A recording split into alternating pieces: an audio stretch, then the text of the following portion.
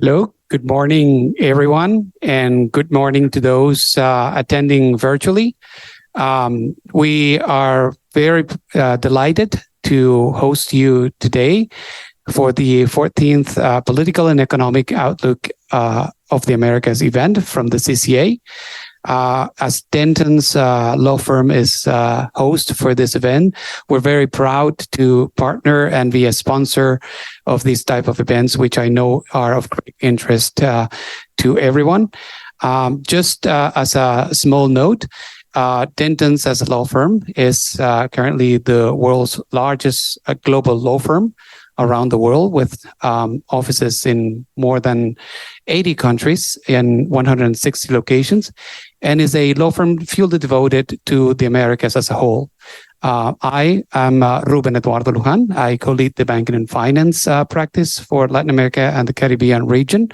And we are fully devoted to the region with 28 offices 28 countries and 36 offices in the region. So fully devoted, fully committed to the Americas, and very proud to be a sponsor and partner with the CCA. So Ken, Frankel, thank you very much. And I give you the word to you. Thank you. Thank you very much, Ruben. Is the mic on? Okay, thank you. Thank you very much, Ruben. As you know, we value highly our relationship with Denton's and are very grateful for all the work that Denton's and your whole team does for us in this event and throughout the year. So thank you.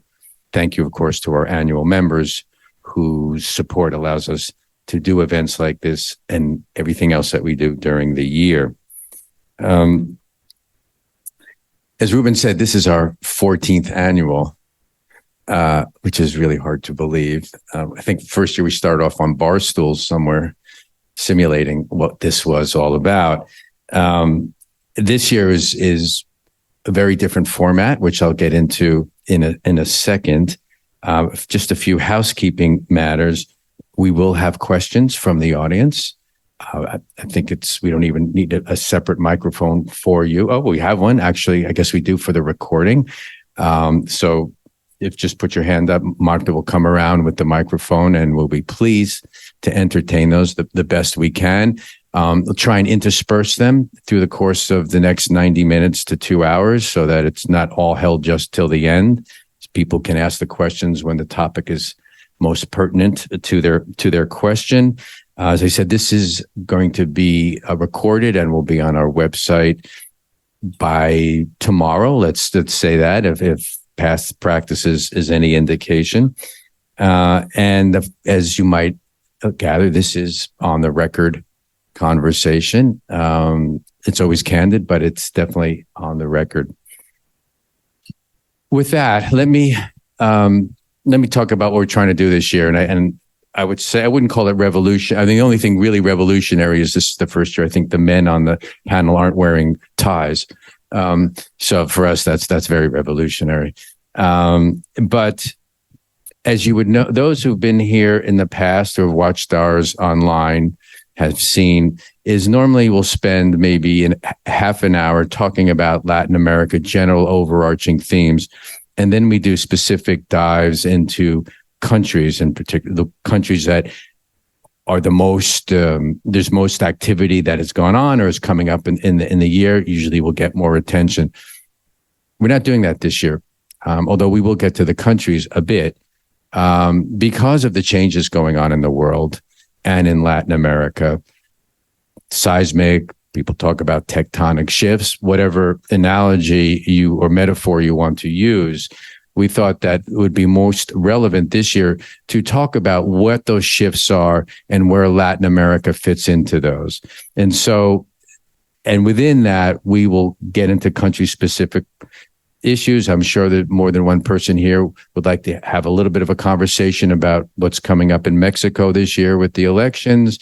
People may want to have a little conversation about what may happen in Argentina with Milei, Brazil. We appreciate that, and the onus is on the moderator to find ways in that conversation to get those interspersed. So if you don't hear the country you're particularly interested in the first 45 minutes or an hour, doesn't mean it's not going to come up at some point or more than one point, in the second hour.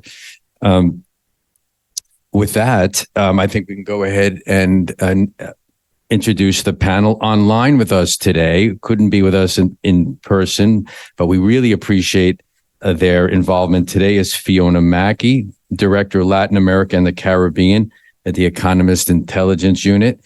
Nice to see you again, Fiona, and a CCA board member, if I didn't mention that. And Cristina Manzano, who's Director of External Relations at the Ibero-American General Secretariat in Madrid. Thank you, Cristina, for joining us today. Cristina's been a wonderful collaborator with us throughout the last several years, particularly when she was at her role as the director of ES Global, sort of the foremost think tank in Espanol, based in Madrid, where she's speaking from now.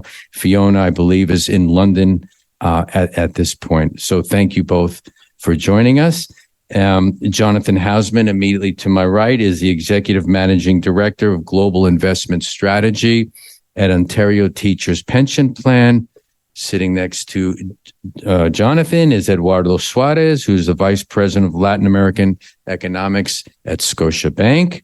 And last but certainly not least, John Price, Founder and Managing Director, America's Market Intelligence. That's the panel for today.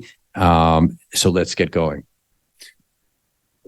Let's talk about the tectonic shifts in the world, the changing dynamics in the economic arena, and where Latin America fits into that. Jonathan. Okay. Well, good morning, everyone. Thank you very much for coming. I also serve as chair of the CCA, and I'd just like to warmly welcome you all here, both those who are here and both watching. So that's a rather large topic, Ken. But let me see if I can break it down. So we are going to talk today first on more of an economic lens, with an economic lens, and then try to think about how that changes some of the political incentives in Latin America. So first, let me talk about the economic environment. You'll remember the movie The Truman Show. So we in the investment world, among corporates and those boardrooms, we've tended to think about Latin America in the global system very much like Truman in that show. You know, things worked a certain way, certain rules, certain things happen, certain tropes. And what we've discovered over the last couple of years, particularly since the Russian invasion of Ukraine and the very significant changes that have taken place as a result, one most notable being the weaponization of the U.S. monetary and capital system against Russia, and to a lesser degree, China, is that actually we've climbed that ladder and we realize we're knocking on the ceiling. It is actually a ceiling, it's not the sky. Which is to say that there's a whole world of economic dynamism taking place outside of the US dollar system, outside of what we have viewed traditionally as the thing that mattered. And I've been investing in emerging markets for almost 27 years, and the rules are really changing. And they're changing not just if you're buying bonds or buying currencies, but they're changing for corporate and banking boardrooms as well. How?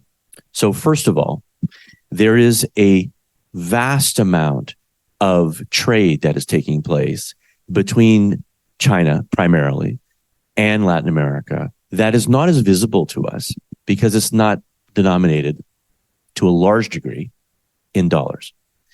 There's a lot of trade taking place. So that, just to give you some statistics, from 2016 until today, the amount of what they call EM to EM trade, which is a very large amount related to China, and by the way, very much related to the main suppliers of its food, which is in Latin America, particularly Brazil and Argentina, and its metals, in copper and particularly Peru and Chile, of course, and the list goes on. That trade has doubled since 2016.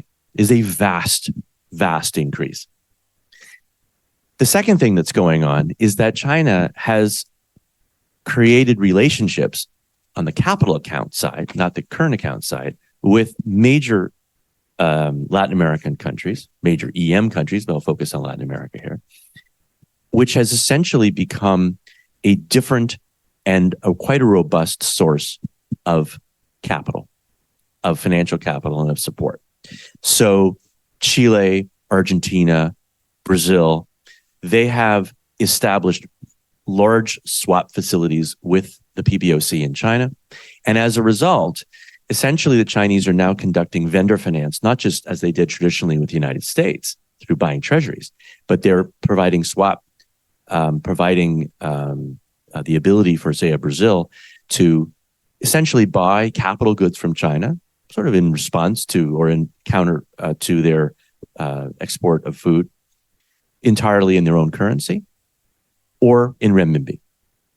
And just to give you a sense of the scale of this, so the Chinese banking system, which is it's the largest banking system in the world, it, for the first time 2 years ago, its loan book, so you think about all the lending, all the assets on the balance sheets of those city banks, for the first time is now more denominated in RMB than it is in dollars. And a very significant portion of that lending is to Latin America. Third thing I wanted to say is that this has a very significant impact and has had a very big, important impact on risk premia in those major countries, Mexico, Brazil, Chile, Peru. This is extremely important for any player, whether you are investing in financial assets or indeed in FDI. The risk premium, here's an example, is very often can be associated with how much you got to pay, essentially, to borrow money. And until about 3 weeks ago, the EM investment grade bond index, whose components are a majority in Latin America, because they have a lot of debt, Brazil, Mexico, that yield has been lower than the US Treasury. First time in history. So what does that tell you? What it tells you is that the risk premium that is required by markets to fund those investment grade Latin American sovereigns like Brazil, like Chile, like Mexico, is actually below the cost of funding the US government in US dollars. So we talked about a world where you expect when the Fed were to raise rates by 500 basis points, as it did, 525 to be exact, in a very short period of time. It's not the biggest raise, but it is the fastest in US history. We would all expect that a country like Brazil be flat on its back. Not one large EM in LATAM got even close to financial trouble. I'm putting aside Argentina because it's especially bad. But not one. And there's a reason for that. And that's because the funding costs, the tyranny of the dollar, if you will, has been lifted. One last point.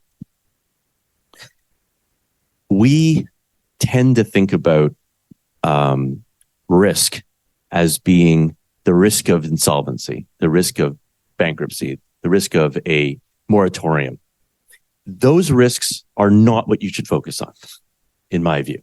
You got to focus on the micro risks, because it's the micro risks that attend to some of the political things that we'll talk about later that will probably be of much more greater relevance to you in the boardrooms you sit in. Thanks very much. Thank you. Thank you, Jonathan. Eduardo? I guess I'll follow up on Jonathan's comments. I largely agree with him. I like to think about countries as developed, emerging, and submerging, kind of three baskets. And I think the biggest thing that explains the difference between these three buckets is a set of institutions.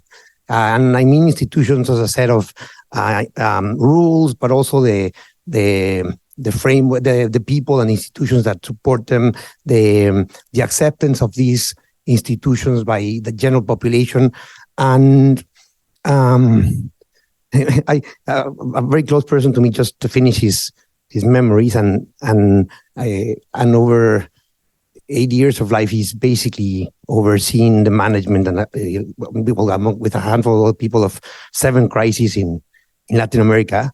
And suddenly something changed. And Latin America, as Jonathan is saying, is now much more resilient. And I think it's because the region, at least some countries in the region, developed a set of institutions that have meant that it's a region that is today much more resilient to global shocks. And what changed? And why is, and I agree with Jonathan's view that there's a world outside the dollar that did not exist in the past. If you look at the crisis in Latin America in the 70s, in the 80s, in the 90s, they were all because they had no domestic funding markets. They depended on debt in dollars. When interest rates in the US rose, Latin America suddenly had no capacity to pay them. When I think about the countries in Latin America and which ones are more resilient and why these countries are more resilient, I think it's important to understand that something did change. In the 1990s, a lot of the countries in Latin America developed the first of these institutions, autonomous central banks, which meant inflation is now anchored. Interest rates with that become much more anchored. And there's a certain predictability about what the cost of capital will be. The second thing that Latin America in many countries did correctly is they developed captive domestic investor pools. A lot of the countries in Latin America now have large pension funds. The demographics are helping these assets in these domestic pension funds grow, which means that because you have these the captive domestic investor pools, there's now a buyer of last resort for debt in that country. It started as public debt, but now it's buying corporate debt, it's buying mortgages, it's buying everything. But that also means that because you have a buyer of last resort, global investors also know there's a price on the way out. One of the problems Argentina has is because they destroyed the domestic pension fund system, you know that whenever there's a shock, the last person out the door switches off the lights. That is true in Argentina, but it's not true in much of the large countries in Latin America. And these things have meant that now in Latin America, you have debt in your local currency, which means you don't have the risk that suddenly the dollars flow out and you run out of resources to pay and you cannot control interest rates. That allowed countries to have their own monetary policy. So there's a lot of pending stuff. Latin America, I'm not ready to call it a developed country in the sense that it has all the sets of institutions. On the political front, on the judicial front, a lot of the countries still have a lot of missing parts. But in the economic side and the financial side, there were big structural shifts in America, which I think explain why, but as Jonathan is saying, there's now a world outside of the dollar. Just to add to what's been said, I remember, I think it was about March 15th, 2020, when I sat down with our team and we realized it was, we were having to lock down for COVID. And I told them, this is going to be an economic crisis, just like the previous 6 economic crises that I had personally lived through in Latin America. And it was and it wasn't, in the sense that, yes, the pandemic began as a healthcare crisis, but ended up as an economic and political crisis for Latin America.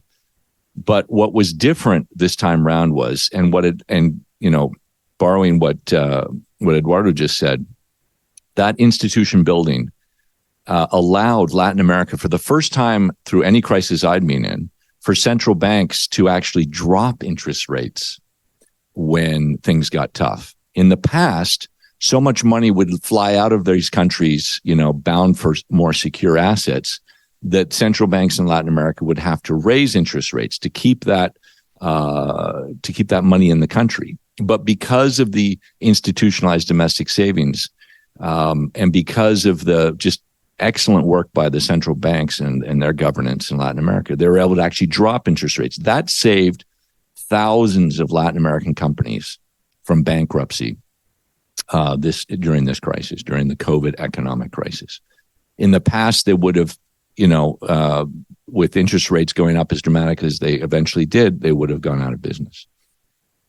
We actually owe some of that institution building to a very little-known institution here in Toronto called the Toronto Centre, established in 1997, when we had an economic crisis in Asia, but also included Brazil.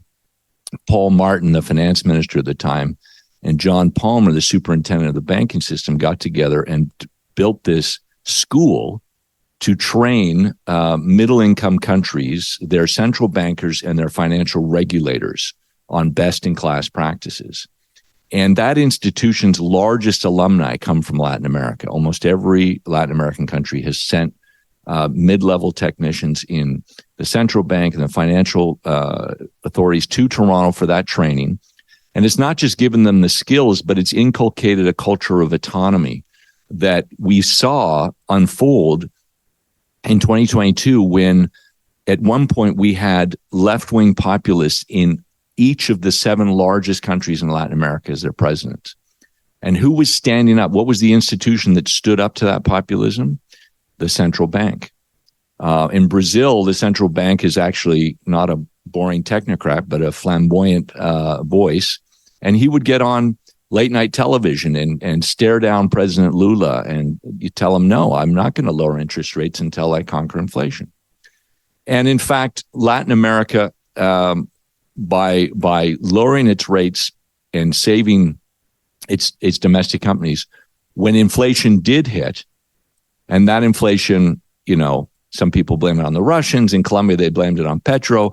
But it really falls into the hands of the 9 largest central banks in the world, who increased the world's supply of money by 22% in only 18 months, which translates into roughly 15% annualized inflation. That's where our inflation came from. But Latin America's central banks were on the very forefront, well over a year ahead of the US Fed, at raising the rates. And that's why currencies last year, really since mid-2022, the Mexican peso, the Brazilian real, and the Chilean peso, and this year or last year, the Colombian peso, were some of the best performing currencies in the world.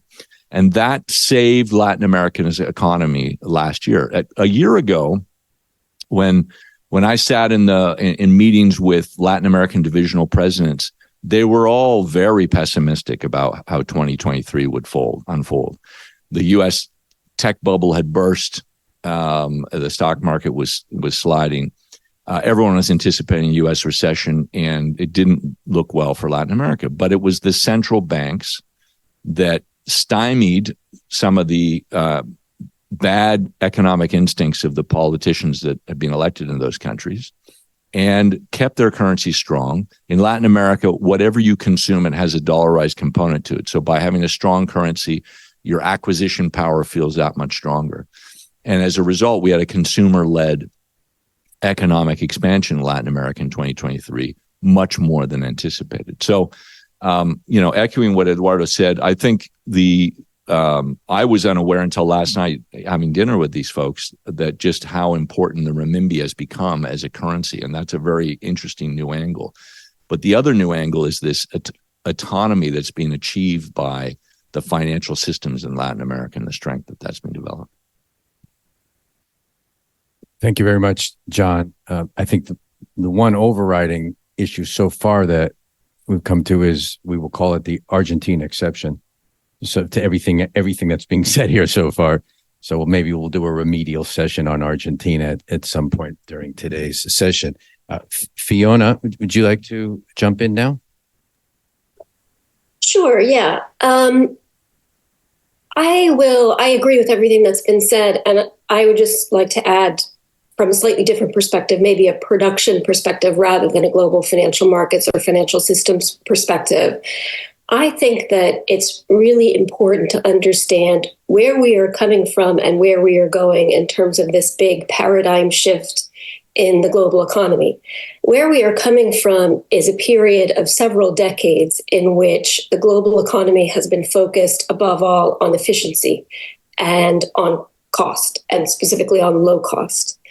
And that has been done through optimization of supply chains, focus on just-in-time logistics, on free trade agreements. And I would say that over the course of the past 5 years, probably slightly before, that started to shift, and that shift is ongoing. And I think that's important to understand, because that shift suggests that there will be costs. As we shift away from efficiency, there is a trade-off if you're focusing on other priorities. And it also potentially has implications for Latin America, that Latin America could perform better under one of these paradigms than under the other.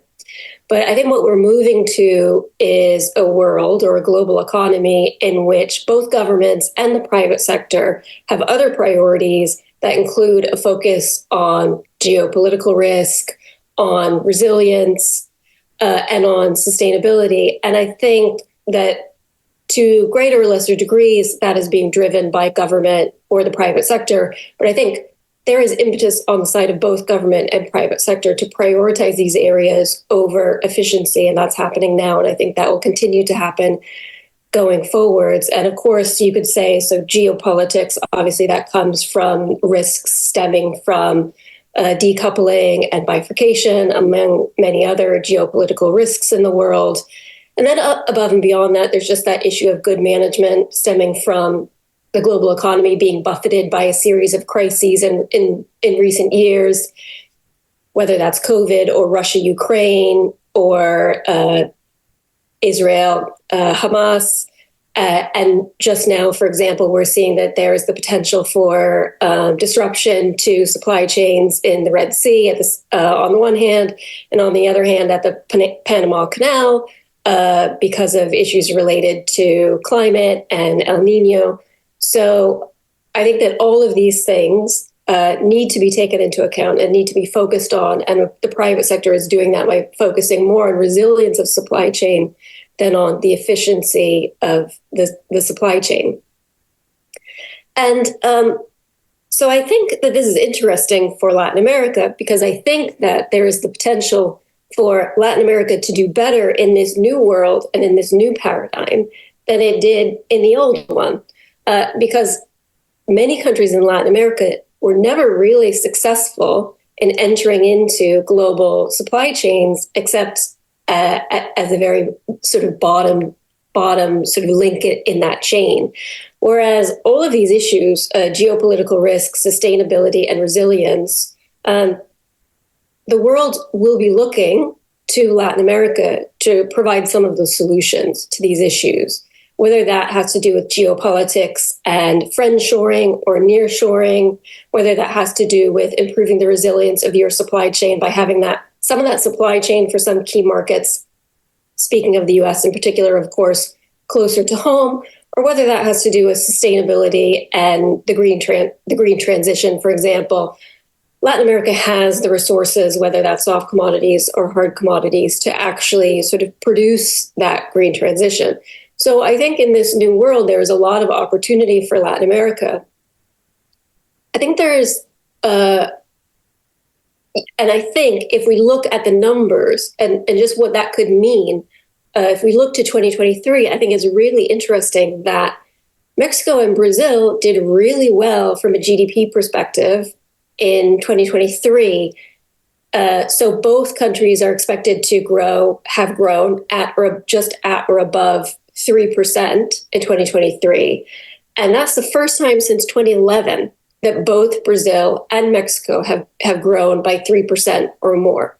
And I think that is in large part a reflection of these trends in the global economy that have driven growth in Mexico and Brazil, on the one hand, related to, not entirely, but partly related to nearshoring related investment in Mexico, and in part related to soft commodities. So reflecting that food security issue in Brazil. And that's really driving really rapid and, from an economist perspective, exciting rates of growth in Mexico and Brazil, bearing in mind that for all of us that are talking about Latin America, to our clients or to interested parties, we have for many years have to said, yes, Mexico and Brazil are lagging, but there are other countries in Latin America that present real opportunity for rapid and sustained growth. And actually in 2023, that position shifted, and it was Mexico and Brazil that grew fastest, and it was the other countries that were lagging behind.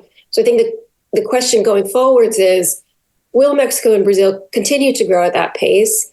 Will they fall back? What will happen to, for example, Pacific Alliance, excluding Mexico? Will they recover, or will they continue to lag behind? So are we going back to a relatively weak rate of growth, or do we have the potential to move up to a faster rate of growth thanks to this global economic paradigm shift?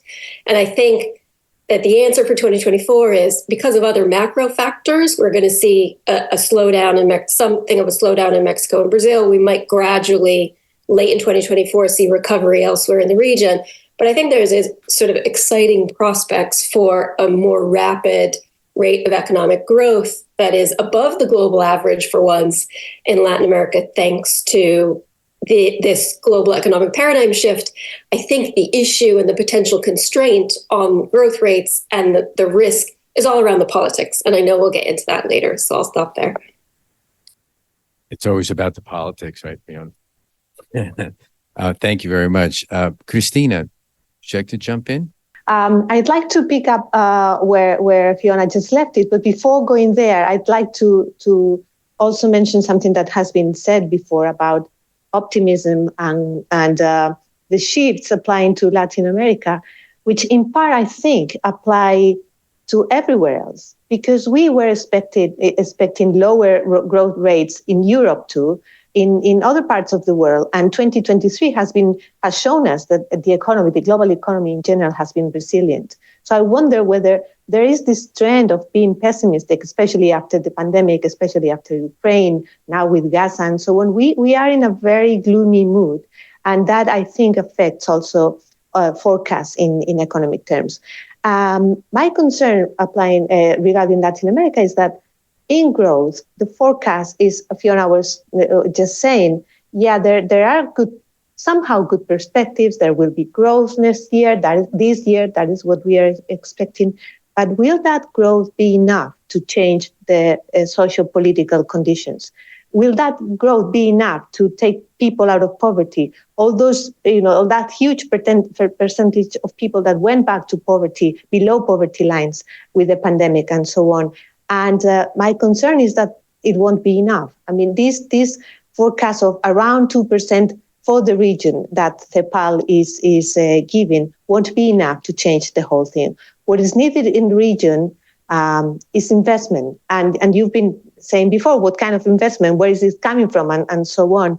And this is where I wanted to pick up on what Fiona was saying, the geopolitical aspects and the de-risking policies that some all the countries are applying, and especially, talking from Spain and talking with a very European perspective, I'd like to share with you the change in this policy last year and the change that was exemplified by the summit, the EU Select Summit, the EU Latin American Summit last summer, where Europeans realized and accepted that they had neglected the region for a long, long while. For one part, Spain and Portugal, mainly Spain, took it for granted. We have always thought that was our region, that we had a great say there, and many companies and even the government just neglected the region. For the rest of the European Union, Latin America was never in the radar, and the High Representative for Foreign Policy, for Foreign and Security Policy, Josep Borrell, said so. Latin America was not on the radar of the European Union. But precisely the geopolitical changes have also changed that. And Ukraine put us on our mirror of how badly we need new kinds of allies. We need robust and loyal and predictable allies. And Latin America was there to fill that gap. The main tool that the European Union has put on the table is this huge global gateway program that was designed to counter the Belt and Road Initiative on the European side, with much less money than the Chinese has put on the table. I mean, where we have around $1 trillion by the Chinese, we are talking about 200,000 million euros, something like that. But in any case, it has that objective to cover and to accompany other countries, other regions in their development, so we can have new allies. And that is what was changing last summer. Global gateway that was much focused on Africa and some parts of Asia turned also its attention to Latin America. Around 45,000 million euros have been put on the table in different projects, basically for digital and green infrastructure, because that's what we know that we need, from Europe, that we need to accompany Latin America in their development, Latin American countries in their development, not only buying their natural resources, which was a traditional way of looking at Latin America, but also being a real partner in development, in digital, in green, in energy, and all those fields. So I would leave it there. How the European Union, how Europe is turning its attention on Latin America because it needs it, because it can be. It wouldn't be nearshoring, but friendshoring on our side. It could be a real source of materials and development and partnerships, but it has to prove its value. It has to be really developed. And so far, all the criticisms go to lack of transparency, lack of knowledge, and lack of capacity on both sides, on the European side, but also on the Latin American side, to be able to apply and use those funds. Thank you very much, Cristina. There's a lot of information out there right now on the table. I want to ask for questions from the audience, but I think first, with your indulgence, I'd like to go for another round because everybody has had many interesting things to say. Who would like to reflect on some of the things that have been said? John? It's the moment to talk about the opportunities and what this environment does. No, that comes later, okay. as does the Argentina piece. Got it. No, I'll John, did you want to say? There is this shift as part of this paradigmatic change that Fiona was citing as it relates to global finance, capital markets, and clearly the trade system. But the other side of the coin, of course, is that there's a global system defined by certain political norms. And without trying to be too dramatic, I would say that to the degree that there was previously an American economic hegemony based on the dollar and the system around the Fed, that there is also a political hegemony. And that political hegemony has receded and had began receding well before Donald Trump became president. It probably began under George W. Bush, in my view, after the debacle in Iraq. And what that means is that demonstration effects of what is important and what is expected change. And so if the economic hegemony begins to recede, the messages of democracy is the only way to go, guys, in Latin America begins to recede as well, particularly if you yourself in the US, which is supposed to be the paragon of democracy, begins also to look frayed, fragmented, and dysfunctional, which it is. So I do think that if you combine that recession, if you will, that political recession, with the new opportunities for countries in Latin America, particularly large ones, to play a role of political or geopolitical swing states, you begin to see a different set of incentives politically locally. And so the high-minded, formalistic aspects of democracy begin to be replaced by a much more pragmatic, I would say opportunistic and nationalistic perspective, which I think you can see in its various forms, whether it's in Mexico, whether it's in Brazil, whether it's in its own form in Colombia, and most grotesquely in Venezuela. That is also a reality of this global paradigm shift. One last point. On the friendshoring piece, that in a way is a bit of a break on this governance question slipping too far.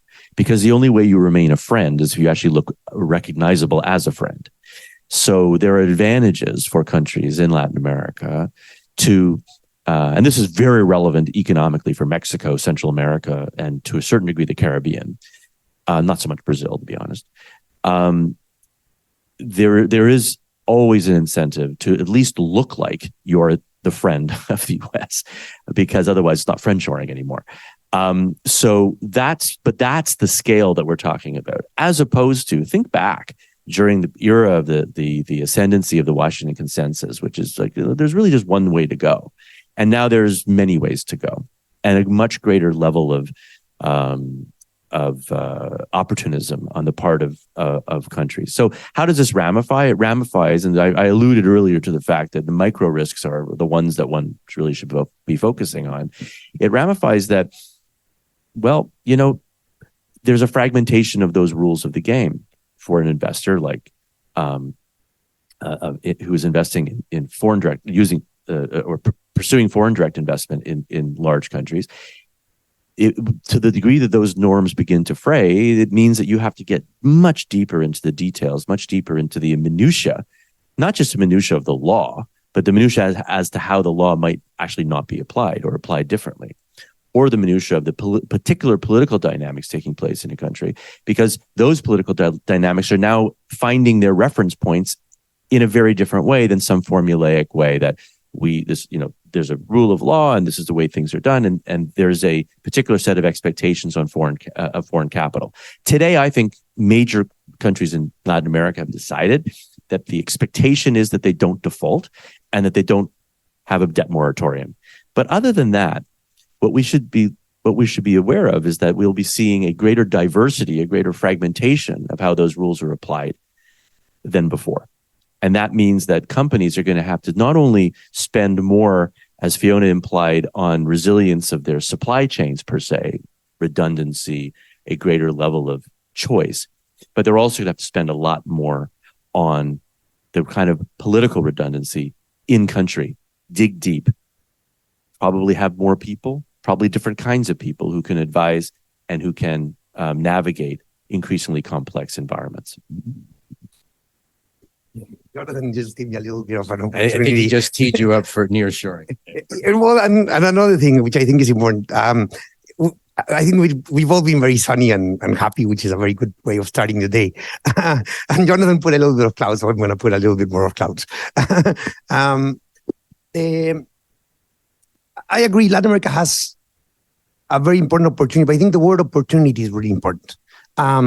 This window where the resources of Latin America, the labor of Latin America is open, is a window. But in my career, I've essentially sold 4 Mexican miracles. When I became an economist in the 90s, NAFTA was supposed to turn Mexico into Canada. I'm still waiting for that one. I was head of investor relations for the Mexican government in the early 2000s, and democracy and the structural reforms was going to turn Mexico into a country that grew at 5%. I'm still waiting for that one. In the Peña Nieto administration, the reforms were supposed to turn Mexico into Canada again. We're still different countries. And now we have a 4th one. And I think there's going to be a few things that drive this. I think Jonathan already alluded to this, that the decisions for investment are no longer just going to be people sitting on spreadsheets looking at rates of returns for projects. The U.S. just found a massive field of lithium in Montana. In the past, we would need to wait to see if that field was viable. I think that field is going to be viable regardless if it needs a lot of money out of the U.S. government or not, because it's a national security issue, which means the window of opportunity for Latin America as a provider of resources is going to keep closing unless they seize the opportunity.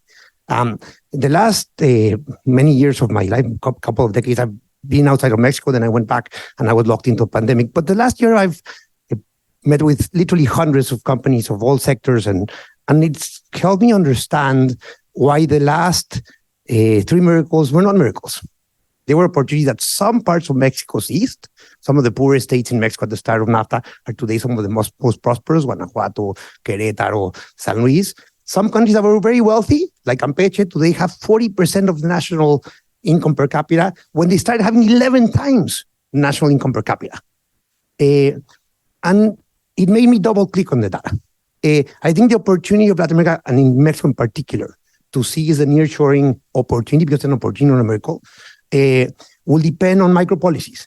A human is not a worker. A human becomes a worker when he or she wakes up every day at 7 o'clock in the morning to be at the production line, when they learn math, when they learn certain skills. Mexico has a lot of humans. The last year with the company I've spoken to, there's a scarcity of labor. Power. We have the lowest spare power generation capacity in the last 30 years in the country. Nearshoring is a very big opportunity, and friendshoring, whatever it's called. But the capacity for Mexico to tap it will first depend, as Jonathan said, on Mexico deciding to be a friend of the U.S. As we go into potentially a new Cold War scenario, the countries in Latin America decided to be neutral and not play either side, did not get Marshall aid. Korea overtook Latin America because it was a friend of the U.S. and it decided to play on one team, and it got the opportunity to share the lunch with the winner of the battle. I think Latin America has a window right now. But policy and a lot of and putting attention to micro. I spoke about the good decisions Latin America made at the macro level. Latin America at the micro level has a lot of pending work: infrastructure, security, rule of law, respecting contracts, creating labor out of humans. All those things have to be solved. Otherwise, we're going to be talking about the fourth Mexican miracle the fourth unrealized Mexican miracle in a couple of years. Thank you. Go ahead, John. Yeah, let me just offer a slightly different point of view on the politics of Latin America, because the region as a whole does get struck by global shocks like the pandemic, debt shocks, et cetera. And so we do try to encapsulate this big, complex, very diversified region, big countries, small countries, into a pendulum swinging left or right. But the reality is that Latin America is no different than, and the countries in Latin America are no different than anywhere else in the world. Politics is always local. And what we've seen over the years, and we did a lot of studies in the past looking at Gini coefficient. So that is the distribution of wealth in a country. The more concentrated it is, the lower the Gini coefficient. The more spread out it is, the higher the Gini coefficient. And the politics and the way people react. And what we've seen very clearly is that when the distribution of wealth is getting worse, people are pissed off and they vote out the incumbents. And when the distribution is getting better, they'll essentially tolerate who's in power and reelect them. There's that issue. And then the other issue is, you remember Maslow's hierarchy of needs, right? So I have this discussion all the time with my well-minded Canadian, my wife is German, my German friends, and my sort of upper Northeast American friends, all, good standing liberals. And they'll tell me how disgusted they are by Bukele in El Salvador. He's a monster.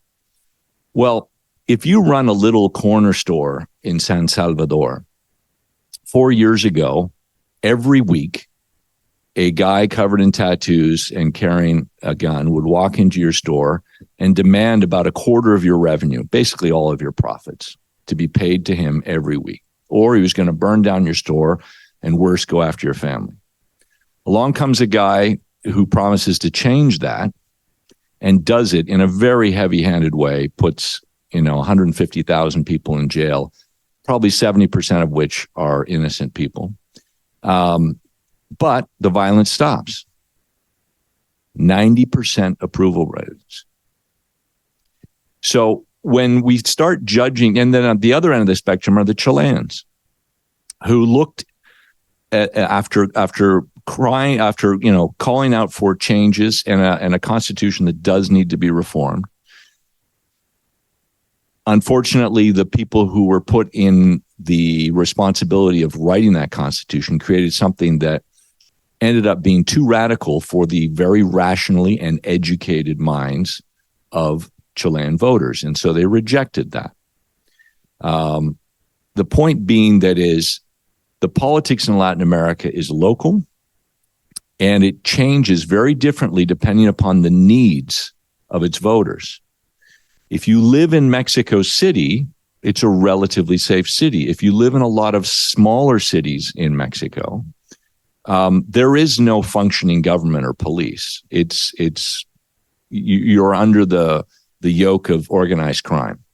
And, that's their reality. So are they going to buy into these political theories and globalization. No, they're going to elect the person who comes along and promises to keep them safe and to feed them and to build them schools. That's where they are in that hierarchy of needs. Very few countries in Latin America, Uruguay, Chile, perhaps no others, can think about things like environment, can think about the quality of tertiary education, can think about themes like globalization, whether it makes sense to be a part of the US sphere or the Chinese sphere. So, we have to, when back to where Jonathan started, when you look at your investments here, you have to look deeper. Latin America looks great at 30,000 feet. They've got resources, they've got people, they're part of the global economy. It looks awful at 10,000 feet when you get to zone in on all of these security issues and rule of law issues, et cetera. And then when you get down at the ground level and you're dealing with people and you see that people are reacting to change, I remain optimistic because people are so much better informed in Latin America than when I first moved there 30 years ago. People understand what are the problems and they react. Latin Americans, are entrepreneurial in spirit because they understand how to solve problems, and that's what entrepreneurs do. But you have to understand the politics in each country. We'll get into Peru, but one of the reasons Peru is falling apart is it's had an underlining racial and economic segregation in that country for so long that hasn't been properly addressed. And it finally came to roost when the COVID shattered the dream of 6% annual growth that allowed the underclass to keep moving up. So, politics is really not about a pendulum and it's not about a system. It's about satisfying people's needs and what those needs are today. Thanks, John. We're going to get more into the political part in the next segment. I want to keep it for a few last minutes on the economic aspect, and I want to go to something that Cristina had raised that John just alluded to a little bit.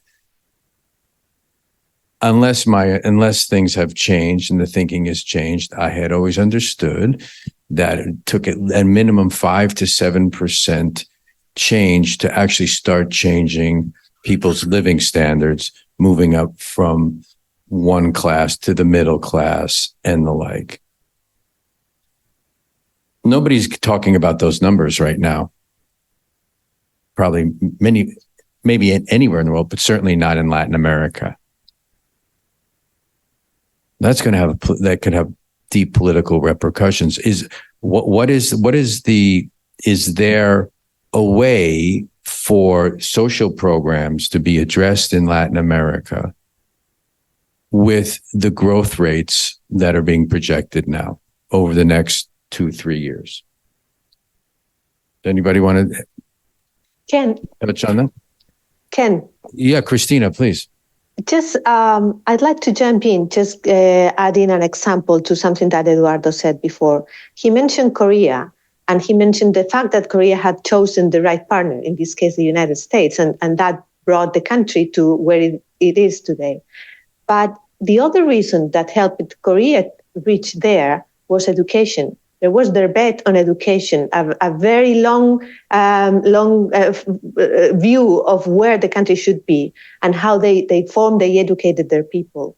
And that links precisely to your question, because there is a problem, a very bad problem in Latin America, in almost every country. Argentina was an exception, where education is only increasing the equity gap, the inequality gap.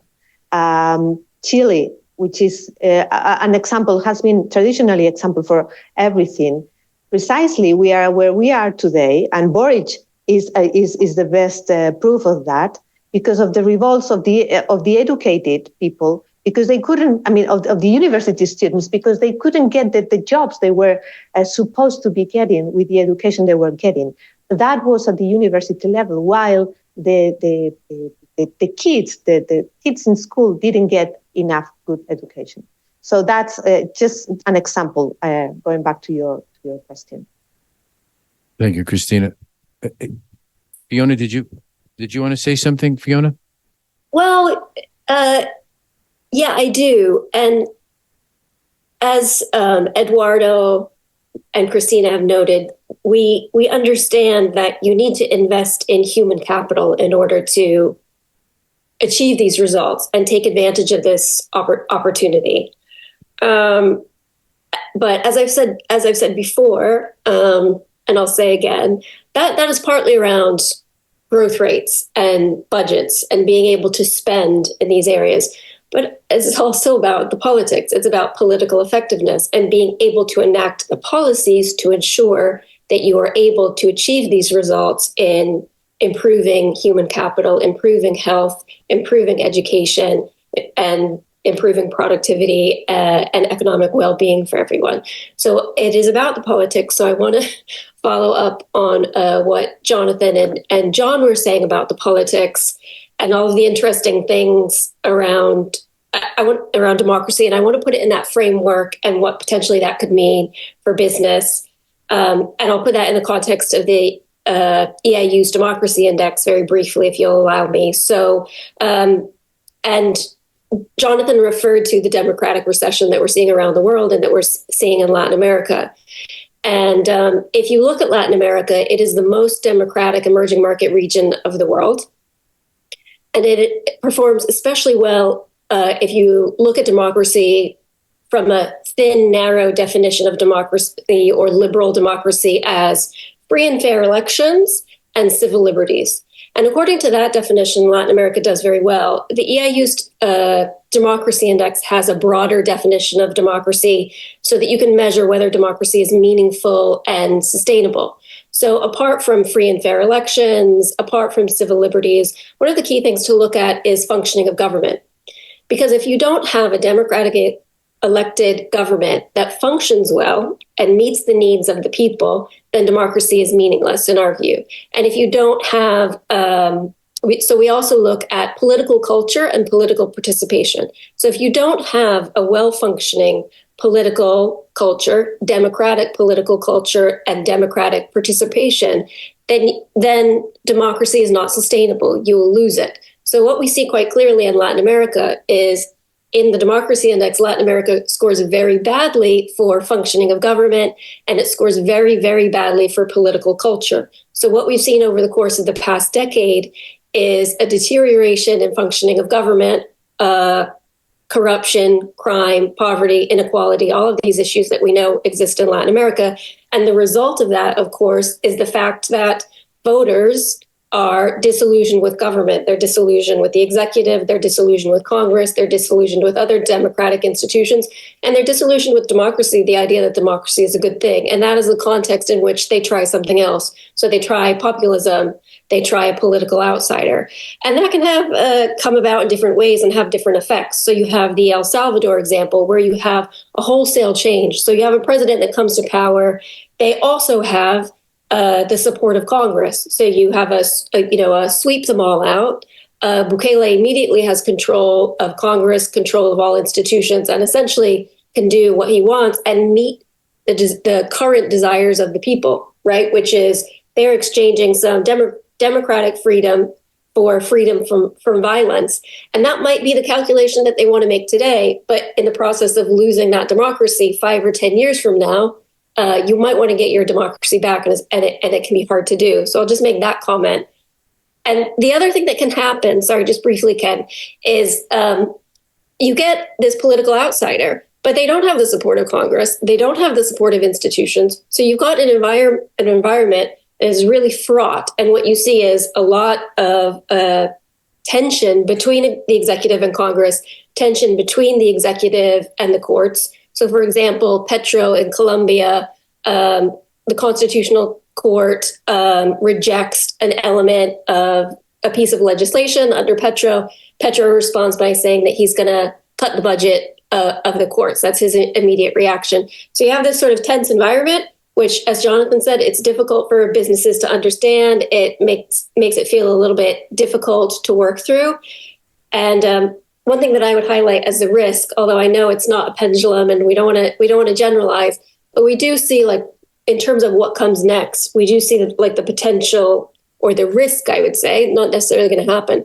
But in some environments, if what comes next, if the populace or the outsiders that you elect don't improve functioning of government either, then what you might end up with ultimately is an increase in, or we might see a shift to right-wing authoritarianism next in some countries in the region. So it's a kind of a fraught political picture because of that lack of political effectiveness and that poor functioning of government in the region. Okay, thanks, Fiona. Let's. Just one thing on the last question. We're going to politics. Go ahead, Chris. Yeah, and then Fiona, I'm going to follow up. I think we're going to politics. So I just want to say one thing quickly on the question that Cristina and Ken posed and answered. What makes a human earn more money? A few are fantastic throwing footballs or kicking footballs around. A few fantastic and select few invent a huge innovation and create a massive electric car company. But for the vast majority of humans, the capacity to create income is every single product in the world is sold at a price, and the profits made from that are the sum of all the different cost buckets that you have creating them, which is cost of labor, the quality of labor, fiscal cost of capital, cost of utilities, etc. A capacity for a country to become richer is that these costs become smaller than the price you sell at. When it's true for a person, you multiply by 100 million people, it becomes a large country. When you look at Latin America, on average, we're a region that has a lot of humans, but very few of them are skilled labor. We have a weaker property rights, so higher security and in many cases logistics costs. A higher cost of capital in general. That's improved in a lot of the countries, but it tends to be a region that has a higher cost of capital in a place like Canada, higher energy costs, etc. But to really understand LATAM, I think it's really important to understand that there's very few places on Earth which are as uneven as Latin America as a whole, and that explains why income on average is very weak, but you have incredibly rich people, incredibly productive car plants. For me, the most interesting trip, which I don't recommend any of you take, is to, if you ever go, for some unfortunate reason, you end up in Chihuahua, there's a municipality called Cuauhtemoc. The first hour you drive is a place Quentin Tarantino has never come up with. You have to drive looking at the floor because there's people their heads covered in tattoos in huge pickup trucks. And if you look up, I don't know what's going to happen. And suddenly there's this magical circle, 50 kilometers diameter. And Switzerland looks like the poor parts of Mexico. You have drones flying in the sky doing crop dusting. What explains why this magical, it's literally a perfect circle of 50 kilometers diameter is Switzerland. It's a Mormon community that has very cheap cost of capital, a huge technological innovation, its own property rights and rule of law. And so you have this thriving little community. And Cuauhtemoc in the agricultural sector explains Latin America in one point, but Latin America is a sprinkling of that. If you look at the quality of labor in Mexico, it's horrendous. But if you look at an auto-sector plant in Chihuahua, it's fantastic. And to really understand Latin America, I think that's very important. Investments don't pay money based on GDP. Investments pay money based on micro dynamics. And that explains why investments can work or they can be horrendous failures. Thank you for that addition, Eduardo. Did you? Just to make a point, I think this is really, really important point that Eduardo has made. And I think it's, by the way, not entirely irrelevant to more developed countries, which is we have been programmed to think about countries as countries. And if you take at least partly as given that the overall macro and environment, which is essentially linked to what is the trajectory of the currencies that I'm being paid in back from my investment. If you take that as being something that has become less volatile, then it's really about the region. And it's not so much about the country. I mean, Eduardo years ago produced excellent research about the two Mexicos. And it had a huge impact in the way I thought about it, because I've been to Mexico a lot. I've seen the stellar productive capacity in places like Monterrey, and I've seen also the complete disaster in Chiapas. And I think in a way we as investors, and particularly those who are looking at foreign direct investment the understanding those regional dynamics is going to become more important. I would only make the point that this is an equal opportunity situation, because exactly that is happening in the United States as well. If you are involved in the provision of health services, your business in Oklahoma is very different than in Oregon today. And that divergence will also increase. I think that is a global phenomenon. And in a way, to be really, and I go back to my previous point, to be really effective investors in Latin America, understanding what Eduardo is describing, I think, is the currency of success, not the traditional investment bank view of, Peru's up and Chile's down. I actually think that is increasingly becoming irrelevant. Now it's time for questions. I promised them. Any questions about what we've covered so far? Yeah, please. If you could just wait for a second, we'll get a microphone to you, because therefore the recording can pick it up. Thank you very much. My name's Tom Redeg. I've been here a couple of times, and it's a pleasure to be here, and it's excellent, all the dialogue here. I'd like to take the discussion one level. I don't want to deviate, but it might be parallel, especially when I hear you speak. Oh, we've deviated a lot already. Yeah. I'm Brazilian. I grew up with something that's in Portuguese says, Brasil é o país do futuro. Today, Brasil é o país do futuro e sempre será.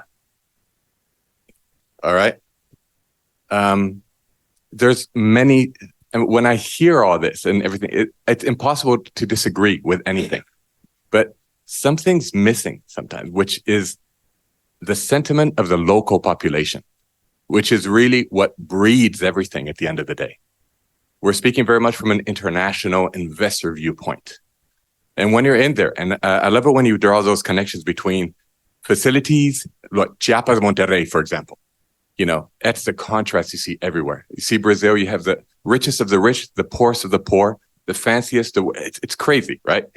But I think one thing that really drills in here, and I'd love to hear your points here, and that's why I'm talking about deviation, is taxes, the tributary system, doing business, and all those surprises that come here and there as you're either not only on the entrepreneur side, but even on the employee side, right? These things have really handicapped a lot of progress over the years. I'd love to hear your take on how that has progressed, especially with a change in government. You've seen, for example, with Bolsonaro, he's tried to lean it all out. With Lula, it's weighing again. So I'd love to hear your viewpoints on how that plays a role in specific regions within Latin America moving forward.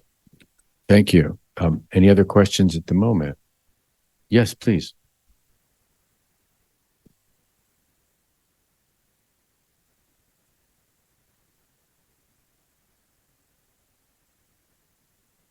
Thank you. My name is Luis Estrada. I've also been here a couple of times. I'm originally from Mexico, so in the same way, I'd like to ask a question on what has been discussed just recently, which I think it's, in a way, a consequence of how the politics have happened. I have little hopes for politicians, but I think that throughout these 20 years in which emerging markets, and particularly Latin America, have underperformed, I think the saying that, what doesn't kill you makes you stronger has been very true for corporates. There are many corporates in Latin America that are now world-class and leaders in their industry. And for me, the key question here, in which in a way it has been touched, is should we be looking at growth in the region, or should we be looking at earning per share growth of these corporates, the key corporates in the region? Because the people that run them are as sophisticated as anybody running the UK or the American or the Canadian companies. And at the same time, these ones are becoming part of these regionalized, chains, and the wealth that they've created, even though it's very concentrated, it has to be invested, right? So my question is, how important is it GDP growth versus how important is earning per share growth to look at a country and as an investor? Thank you. We have a couple more. You want? Let's take these first two, and then we'll come back. Can I address the tax and red tape? Andrew had your hands up. Yeah, go ahead. So on the tax and red tape that Tomas brought up, I mean, any honest assessment of Latin America's tax system you'd have to give it an F, because 60% of Latin Americans work informally. And it's not because they're, you don't run a business informally purely to avoid taxes. It's because it is a major headache in Latin America, if not impossible, to start a business. It's very difficult to hire and fire people, particularly fire people. The costs, for every $100 you receive as a salary in Brazil, it costs the company $212. So of course people are going, when Thomas and I used to work together, but when I opened up the office in Miami, it took 24 hours.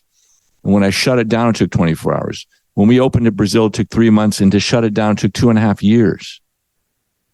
So, yeah.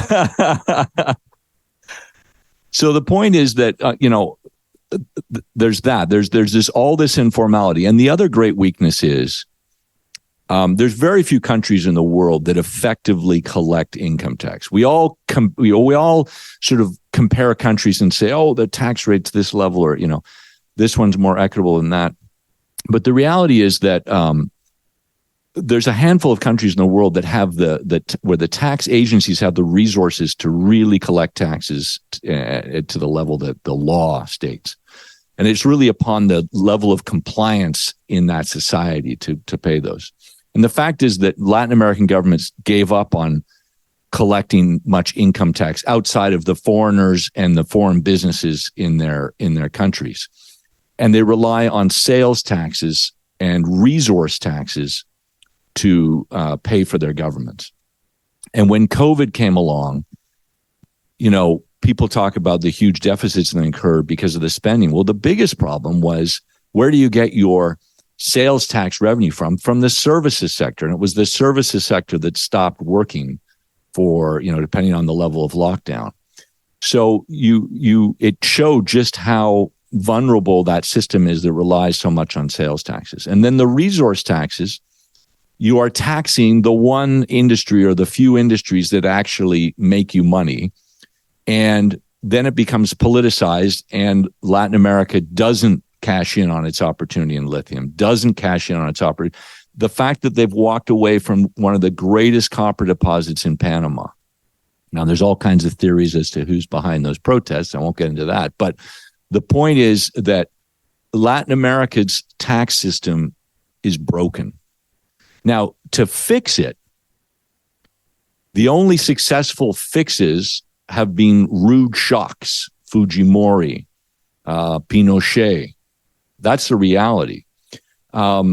Because most politicians in Latin America, their educational training, and no disrespect to lawyers, I know there's a few here, they don't think like that.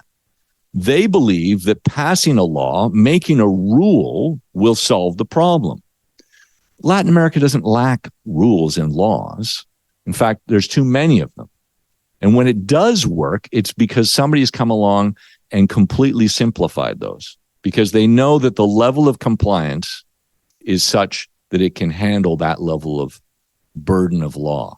But most of Latin America as a society, as an economy, cannot comply with the rules that are being invented for them by the out-of-touch, legally trained politicians that created those policies. And that's the reality. And the few places where that has changed is because they instituted a rude shock, and that shock stuck. Now, Peru, it's unraveled over time. It used to be they went from 200 permits to open a mine to 20. They're back up to about 100. So eventually the lawyers get back in the game and they add more rules. But the point is that this is a big conundrum for Latin America, the level of red tape and taxes. Thanks, John. Anybody else on the panel want to answer either of those two questions? I would just add one thing, and this goes back to comments that were made earlier about the challenges, the political challenges. Look, a tax system is essentially a measure of legitimacy of the government.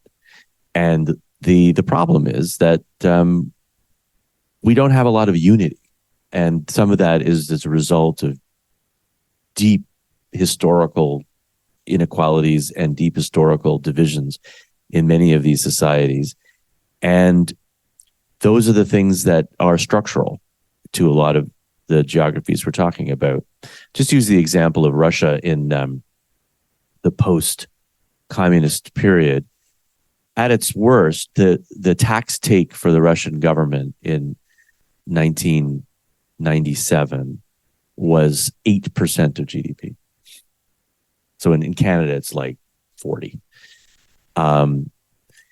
So when the IMF does this analysis, essentially, of the sustainability of a revenue system for a government, anything below like 17% is a danger zone.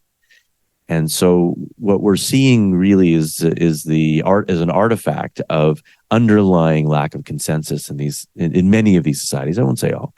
But what's so interesting about the Chilean example is that, and I think somebody mentioned this earlier, is that Chile was always held up as an example of a sort of the first world country stuck in Latin America. And I'd say the events of the last 5 to 6 years have been very, very eye-opening, because it shows that level of consensus that we assumed was actually, again, to use John's comment, when the tide went out, to use Warren Buffett's example, it exposed a lot of the raw nerves in the society in Chile, which I still think is a country that's going to do fine, actually, and actually has navigated this extremely well, partly because of its economic relationship with China, I would argue. But nonetheless, they've navigated not too bad. But wow, it was a real eye-opener. And I just think we have to be humble in the face of what were really our deep, centuries-old divisions that are very difficult to mend. I mean, think about our own country here, living in Canada. We have divergence. We have a declining level of consensus, to the point that there are millions and millions of people living in Western Canada who simply don't believe that their economic trajectory and their future prosperity will be in any way fostered in Ottawa. So this is a universal phenomenon. I just think that it is something that we just have to be humble in the face of and not be judgmental about, because the truth is there is no country that is increasing its level of division just as much as the United States, and that's a country that's supposed to be a paragon of financial capitalism and democracy. Thank you, Jonathan. Andrew and Albert, I promised that I'd get to your questions. I don't want to get to them right now because the time I want to segue to the political aspects, and I want to go back. Fiona, you talked about the index that you run. So let's play this out a little bit. And you talked about the declining faith in democracy and a number of indicators headed south, as opposed to being in the positive trend.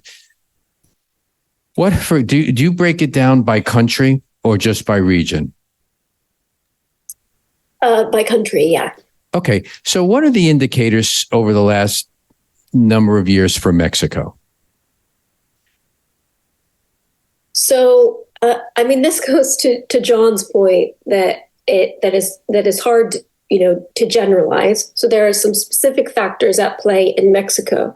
So Mexico, Eduardo will know that we downgraded Mexico in the democracy index from a flawed democracy to a hybrid regime, which created a little bit of an uproar a few years ago. I think now there's sort of more acceptance that is the direction of democracy in Mexico. But interestingly, in terms of free and fair elections and the electoral process itself, Mexico has suffered because of the impact of violence on the electoral process and democracy. So apart from functioning of government or anything related to civil liberties, threats to autonomous institutions, for example, and those have also happened in Mexico. Mexico is a particular case where we have seen a decline that's related to the impact of just the sheer impact of violence on democracy, which is present to an extent in other countries in the region, including Central America. But it just goes to show that there are many factors that are influencing the political outlook and the outlook for democracy, political stability and effectiveness in the region. Just that one example. Okay, and the economic trends in Mexico are, where I'm going with this is I'm trying to correlate all this to the fact that Mexico appears at this point to be bucking the trend that everybody likes to talk about, is throwing out the political party in power. That's not appears to be what's going to happen in Mexico. We don't know. The elections are in June. But if you put the rising violence that Fiona talked about, the degradation, and certainly in certain categories in democracy, a growth rate that, Eduardo, you would say is okay. Why is this? Why Mexico buck the trend? I know there are other factors, so I'll let you talk about those. But why? I'm trying to mix both. Michael Moore has I know everything Michael Moore does has some very good insights and some biases, but he has a movie called Where Should We Invade Next? Where they go around the world finding fantastic things on crime, on education, security. And at the end, he comes back and says, well, a lot of these things were actually invented in the US, but we exported them for what we ever produced them. And now that one that he didn't have. I studied my 8th grade in a public school in California. And in 8th grade in the US, you go through a crazy year in which you have to study like crazy for something called the Constitution test. And they explain to you the anchors that make a democracy work or not. Again, they seem to have forgotten that they studied for the Constitution test, but I remember it. And I'll tie Mexico with some of the things that concern me about countries in America, which are doing some good things, including El Salvador. I think for democracies and economies to be sustainable, because democracy at the end of the day protect not only citizens' rights, but also the economic rights and the functioning of the economy, those things. Democracies are a channel through which a society chooses the way forward, not only on life and security, but also on the economy. Like happened in the US, in Mexico, for a long time, we've had every single president say, I'm going to put the last one in jail, which explains that they never took a Constitution test. In a functional democracy, the legislative writes the rules, the executive administers the government, and the judicial system locks up whoever deserves to be locked on through a fair and a political process, not only for corruption, but for criminals. Mexico did a lot of good things on the macro financial stability front. We have, outside of the INE, we have never done anything on the democratic front. And I think because of the insecurity we have, and because of a fairly unique Mexico has on the economic front, Mexico's democracy is very fragile. If you look at the history of Mexico in the 1920s, the PRI, which was as Vargallosa said, the perfect democracy for 75 years, was not born as a homogeneous bloc. The Mexican Revolution finishes in the 20s. A fragmented party emerges, the PNR. Then it continues to consolidate and eventually becomes the PRI. We're probably going through the same thing because of the structure of the country. Mexico is in some ways similar to a country more like Russia. We have a very corporatist union movement, which is very strong. The Mexican corporations are relatively different from a lot of Latin America. We don't have that many companies which survive despite the government.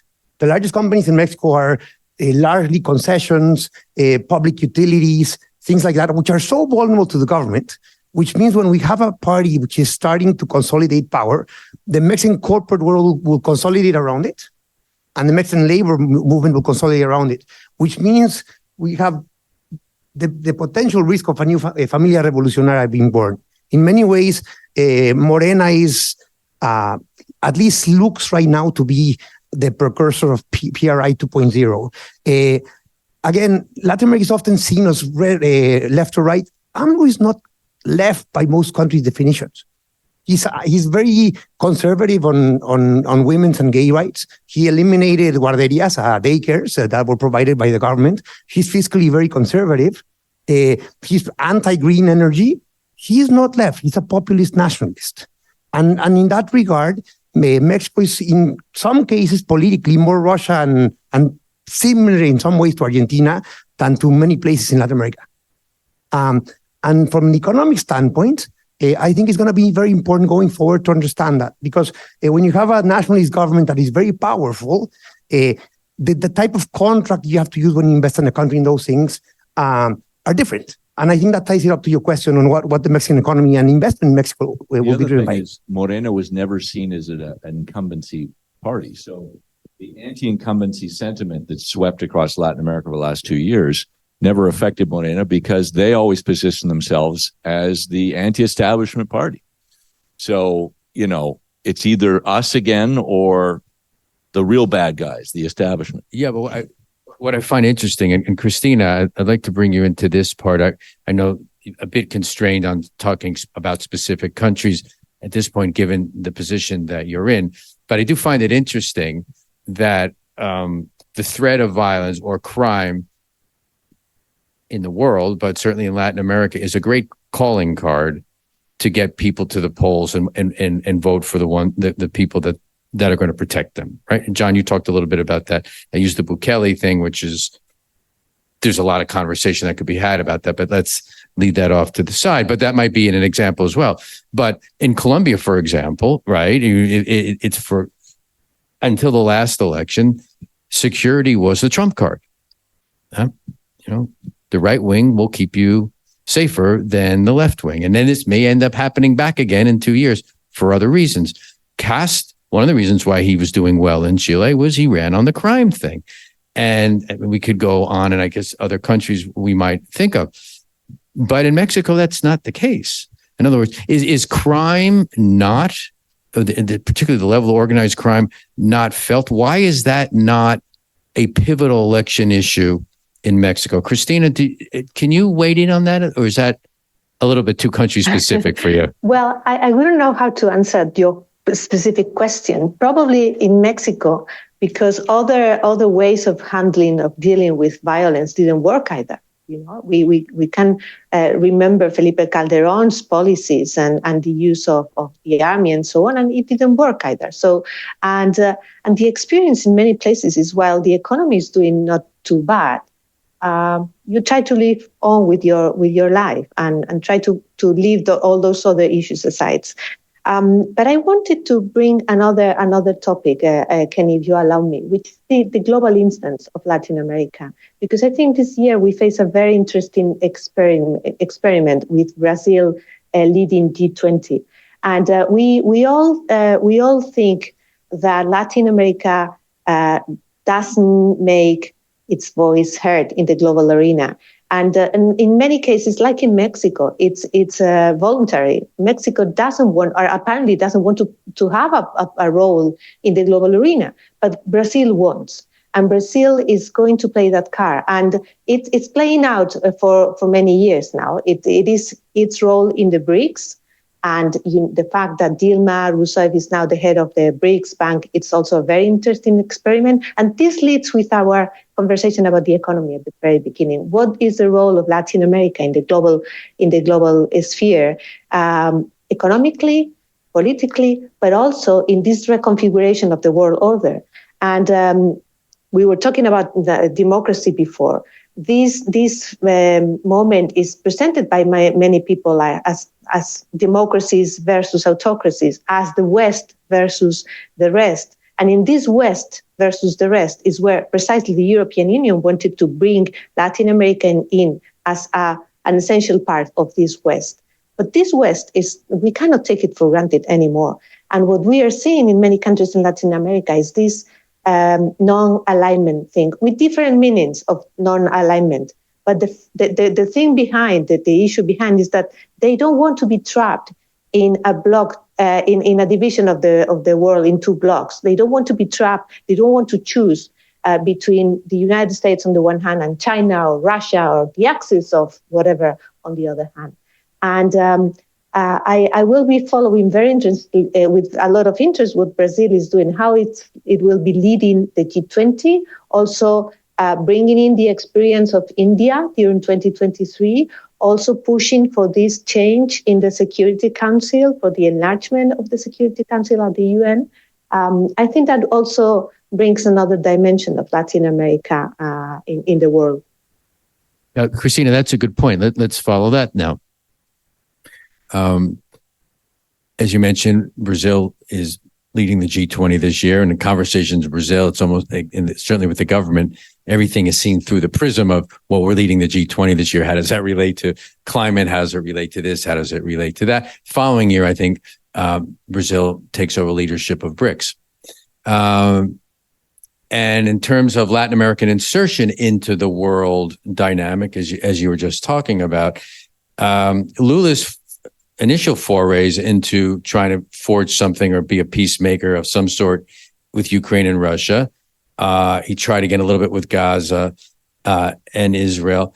That hasn't gone anywhere, right? Now, maybe arguably that he's had a little bit more influence in the Venezuela-Guyana situation. But what does it say, if anything, about Latin America's ability to insert itself as a major player in political currents in the world? I mean, we can talk about they want to. Do you think the rest of the world is going to make space for Latin America, particularly its largest, arguably most important country, Brazil? Is there space? Space will be made for them? I think there is a space because the world is changing. The global order is changing. We are seeing fragmentation. We are going back to multipolarity that we don't know how to handle. But in this particular regard, I don't think we can talk about Latin America. I think we can talk about particular actors, and Brazil being one of them, the most important of them. As I said, the two major players in the region, Brazil and Mexico. Mexico doesn't want to play that role. Mexico, somehow, its foreign policy is a bit isolated. Its major and almost only interest is in the north, is the US and Canada, and it's in its very neighbor south because it has to deal with the migration problem. By the way, you were speaking about violence before. Migration is the real issue right now in the region, being a real regional issue. So going back to your question, I don't think it's a Latin America thing. I think it's a Brazil experiment, and I think depending on what Brazil gets or doesn't get, we'll see how the others follow. Great. Others want to, Jonathan? Yeah. So just to insert a frisson of debate here, I have to say that I think that on two fronts, and if we're going to talk about Brazil as a major global player, I think they will not be. I think that if you think about the way in which Itamaraty thinks about itself, it is a deeply self-referential institution. There's always been this ambivalence about being a global player. There's even ambivalence towards things as simple as what the policy towards the United States should be. So I just think that there's that, and then there's also capacity.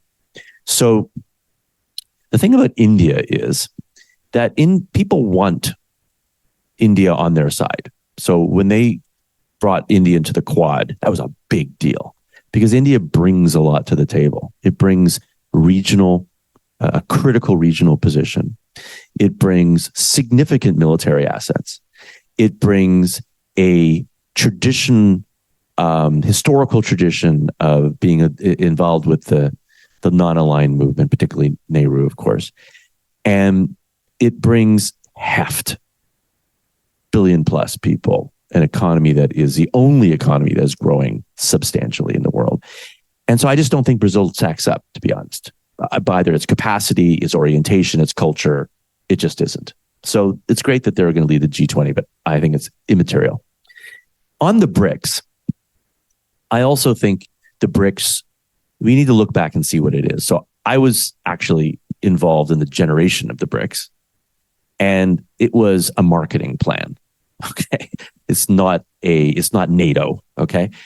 And So essentially, it's a bunch of countries that we figured, it was led by a guy named Dominic Wilson, very brilliant economist. A bunch of countries that were going to grow a lot faster than everybody thought and dominate the global economy. Russia, the dynamo, And the truth is, these are countries that have actually very little to do with each other. And we say that there's this like axis and everything, but it's not an axis. India has no interest in destroying the global system. It is a creature of the global system.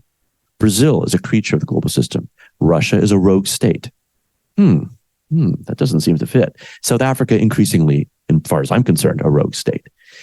So I guess what I'm saying is that we like to abstract upon the BRICS some kind of weird Cold War thinking that we've all grown up with, because that's our sort of social and intellectual reference point. But the BRICS is really BS. So what does this all mean? It means, going back to what we care about, it means that when we think about a country like Brazil, it's best for us to think about Brazil through the eyes of the Brazilians. And I have in the past generally been more optimistic about Brazil than most. I think there was some reason for that. Best performing EM equity market last year. You don't do that just by sleeping. This is a country that has certain advantages and is taking some action to capture them.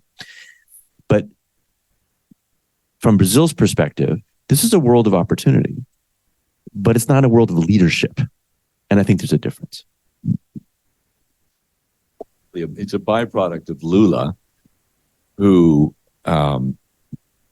has enormous credibility outside of Latin America, some credibility in other parts of Latin America, much less credibility in Brazil. His party has no political power in the legislature. So the only place he can play and make any kind of splash, and maybe if the stars align, get a Nobel Prize, is in the international forum. And that's where he's putting most of his energy. The other, vindictive, I want to seek revenge on all those people who put me in jail, he's doing very quietly and through third parties in Brazil, going after certain people, putting them in jail, quieting them, delisting them from running for office. His domestic politics has been very vindictive. It's his year of revenge. Hopefully he gets it out of his system and gets back to governing. But he has been quite ineffective domestically, which frankly, for the business class has been wonderful, because it's allowed Congress to continue its momentum of reforms in positive reforms. And he has not had the power electively to stop that. But I think what the big boost in Brazil's global landscape is about the fact that he can't play in his own sandbox. The only sandbox he can play in is outside of Brazil. Eduardo, do you want to talk about? I want to, like Jonathan, say something controversial. I think we're going through a transition phase. In the late 1990s, I think it was Ian Bremmer, but somebody wrote a paper that really influenced me called The Pivotal States. In the Cold War years, there's a few countries that mattered, and all the others were playgrounds that the powers fought over to see which side they aligned with. When the Cold War ended, the importance of small countries as allies faded, and policy shifted towards pivotal states. You wanted to support the countries that if they fell, a whole region collapsed. And that made BRICS and countries like Mexico or Egypt or Brazil gain a certain geopolitical relevance, which I think also shaped the way capital flows moved around the world, and the concept of the BRICS and emerging markets were created and things like that. We're going back to another shift. We're going to another transition shift, and we're going back, I think, more to a Cold War style war. The investment community, I think, we're far behind. If you want to invest in an emerging market and you have a long-term horizon, like some of the big pension funds have, how many large EMs and relevant EMs are today investable? A lot of people were stuck with their fingers in the cookie jar in Russia. Some of the other large countries are flirting with antagonizing the West, which means that in the next decade, they can become also stuck fingers in the cookie jar places. So the concept of emerging market benchmarks, I think, is going to have to fade because of reality. And we're going to have blocks. And we're going to go back to more like a Cold War space. And I think that changes the importance and the relevance and the role that Latin American countries can choose, can play. But there's also a choice component there. I think Latin America could decide in the next phase of a semi-Cold War to choose a side. Or I think what will happen, they will, like they did 100 years ago, choose to play nobody.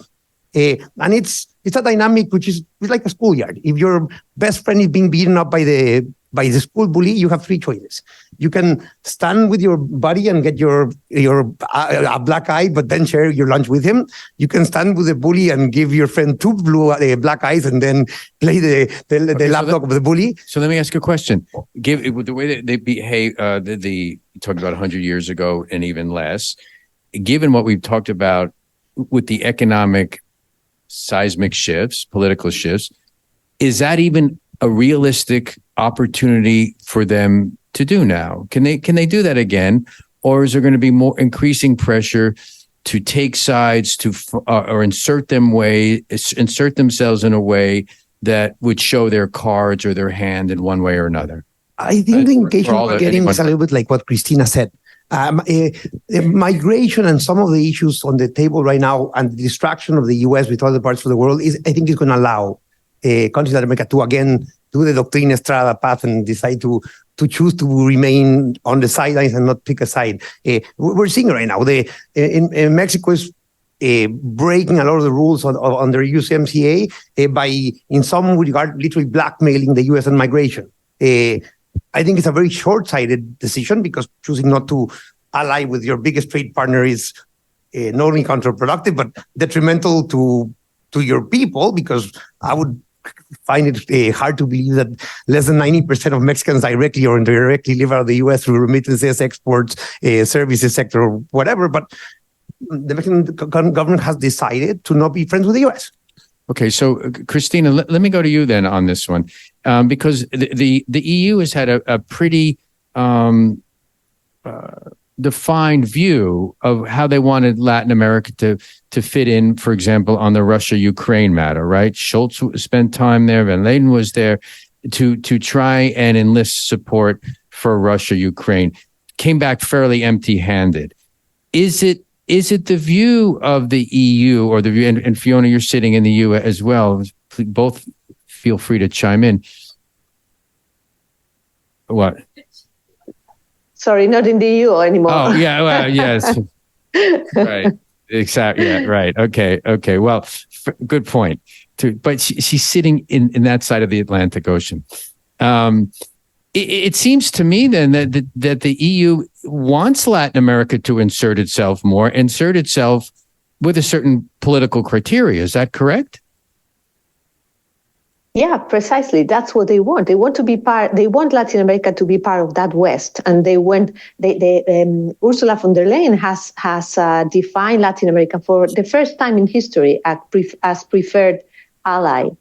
How that will unfold, we don't know. That is the key question. As I was saying before, in economic terms, there is all this program that in European terms is big, the Global Gateway, which is very difficult to really materialize. On political terms, we'll see. One of my key concerns is that the momentum keeps going throughout other presidencies. Let's remind the audience that the last summit in July took place under the Spanish presidency of the Council of the European Union. Now, Belgium has just started, and the priorities for Belgium, the foreign policy priorities for Belgium, for the European foreign policy, will be completely different. So one challenge is to keep the momentum there, and the other challenge is to keep the instruments that the European Union has defined. But I really think one of the major learnings of this year for the European Union, although it doesn't show so much, is that we need to start talking another language. We cannot talk any longer with just the Western perspective, Anglo-Saxon perspective in many, many ways, and that there are other voices that want to be heard. And while I agree with Jonathan and John in their points, I also think there is space for other players. And let's bring Indonesia, Turkey, Brazil again, all these other players that have an economic say, are having more and more an economic say, and don't want to play by the rules of two very, very different blocks. Thank you. Fiona. Yeah, I think that Europe and the US and the West more broadly wants Latin America to be an ally, certainly.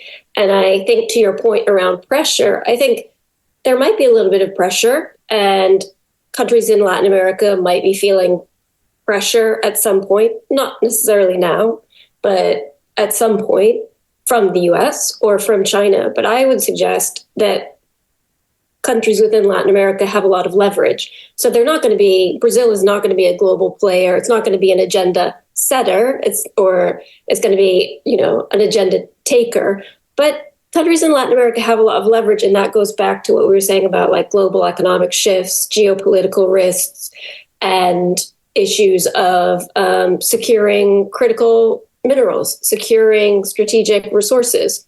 So Latin American countries that have those resources do have leverage. And I think that Europe and the US and the West is trying to figure out a way to tighten those relations and not doing it successfully yet. So we have Global Gateway in Europe, but we haven't seen too much come out of that yet. We've had the EU very interested in reviving the EU-Mercosur agreement, unable to do that because of objections, for example, from France. So probably more problematic in my view, from the EU side than the Mercosur side.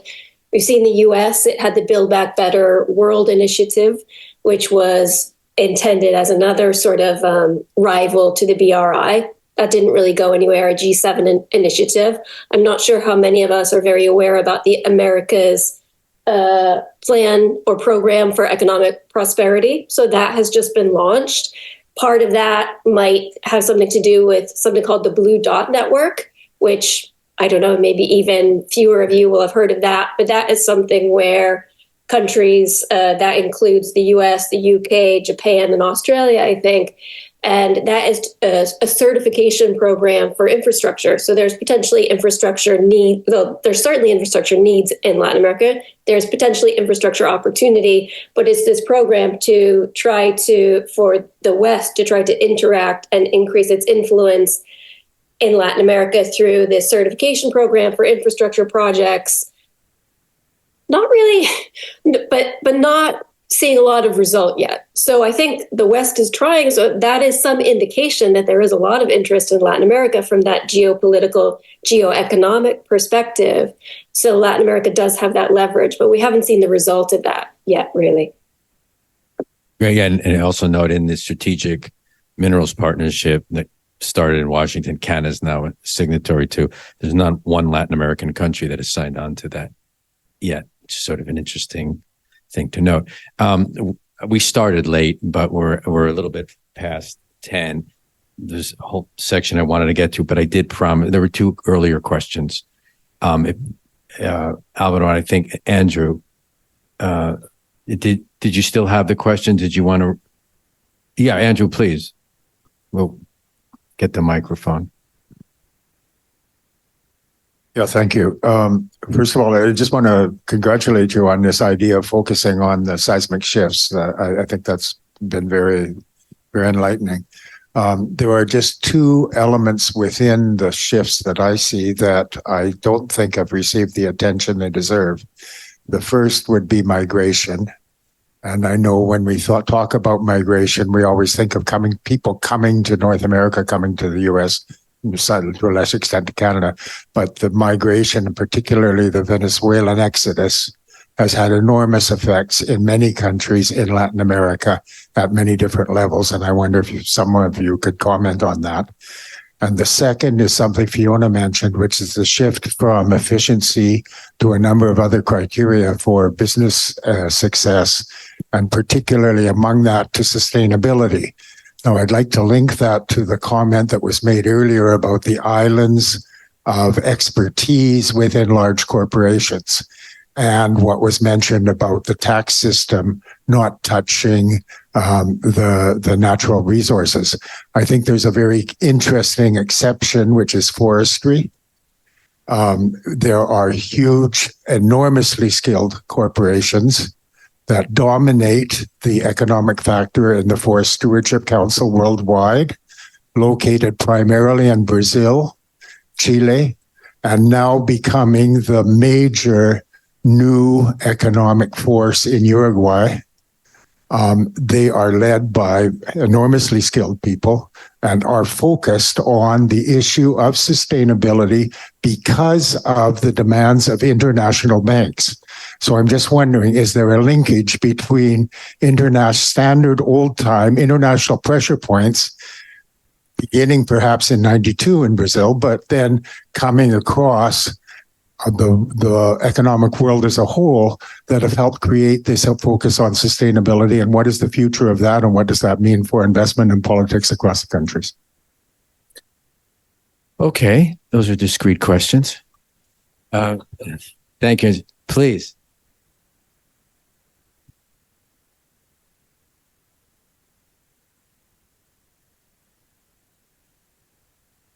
Hi, my name is Alvaro, originally from Uruguay.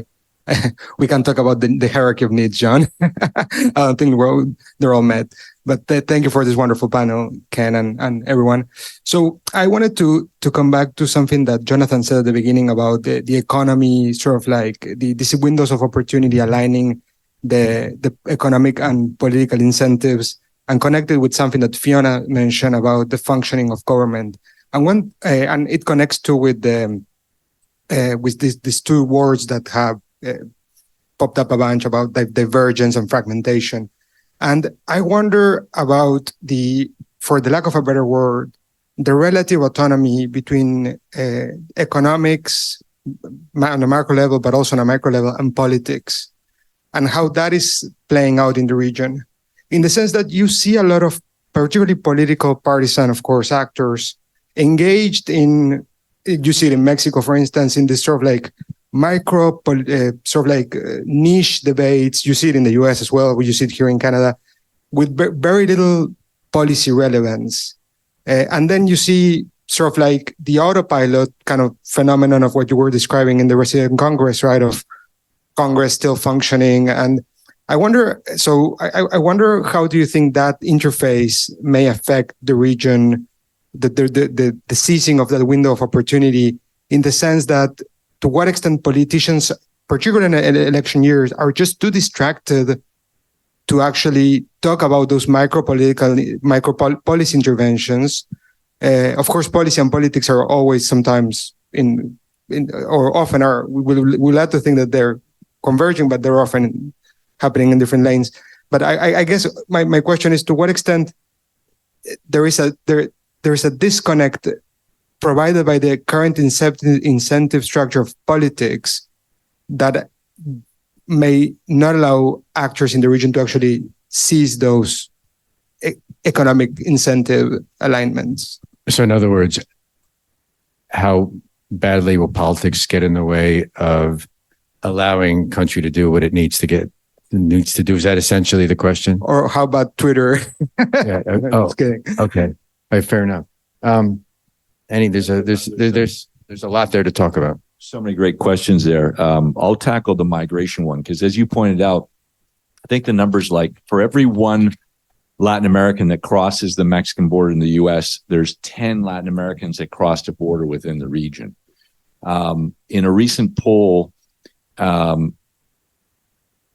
it found that, first of all, in the Latino Barometro poll, which comes out of Chile, it's been going now for 30 years. It's one of the best sources of sort of long-term trend setting in Latin America. First of all, it's been a pretty steady level of about 70% of Latin Americans believe that a market economy is the best alternative. And the other interesting stat was similar number to 70%. Look favorably upon foreign direct investment. In other words, Latin Americans have matured, as the Argentines would say, if in your youth you're not a leftist, you're inhumane, and if by the time you reach 40 you're not a conservative, you're an idiot. As we become wealthier, we have more to lose, and so we become more restrained in our political ideology. And I think Latin Americans are not radical anymore. And the other interesting poll was that 25% of Latin American households were willing to move to another country to improve their economic being. That's an incredible, and they're proving it. I mean, what is it? 7-8 million Venezuelans have left, and there's many ways to look at migration. It's often looked at as a tragedy, but it's people seeking out jobs, basically. And if you run a small business in Buenos Aires, you'll have learned that most young porteños don't want to work anymore. And so the people who actually make Buenos Aires restaurants operate are Venezuelans, Bolivians, Peruvians, Paraguayans, and I see that migration. There's many ways to look at it, but one way to look at it is this is a positive way. And this goes back to, again, we bemoan the fact that 60% of Latin Americans work informally. Well, but that informal marketplace is what Latin America needs. It's the one that creates jobs. Almost 80% of job creation since the depths of COVID came from the informal sector. All those people delivering food, all those Rappi drivers, that's all informal. Or it's drawn upon an informal labor pool and made them quasi-formal. But the fact is that because Latin America, the real true economy of Latin America is a black economy, it allows people to cross a border and get a job the next day. You can't do that in Europe. When you go to Europe and you're a doctor or a technician, you got to go back to school. Unless you're a kid and migrating to Europe, you're never going to make it in the formal economy because it's such a rigid labor system. Latin America is the opposite of that. It is a completely unrigid labor system. And so it allows for this migration and flow of people across borders. And so, again, you can look at it negatively, positively, but it is a huge dynamic and it's changing the politics locally. It affected the politics in Colombia and their election. It even affected the election in Chile. So it's a really important change, and there's as much migration, I would say, in Latin America across borders and of working people across borders as there is in Europe.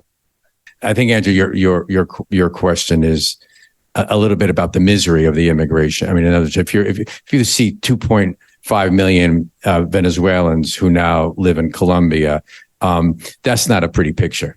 Yeah, there are some Venezuelans who are maitre d's in restaurants and doing it, and the delivery riders who are not paid well at all, no benefits, and that's putting it nicely.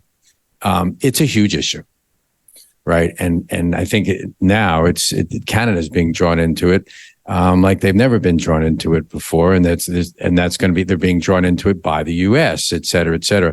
So I for lack of any other comments that are notwithstanding what others may say about this, and Fiona may know, have a lot more to say about this, is I think one thing that's realized is the migration thing now is a hemispheric issue, and not the issue of a few Latin American countries or the United States or whatever. And I think you're going to see increasing pressure on all governments, and particularly the Canadian government, to get engaged a lot more in trying to come up with solutions to resolve that. What has been remarkable about it, having spent a lot of time in Colombia during a lot of the Venezuelan migration, is the lack of xenophobia. I mean, there's definitely pushback, but on the left and the right, right? And so to President Duque's credit, conservative, when that started to flare up a bit in Colombia, he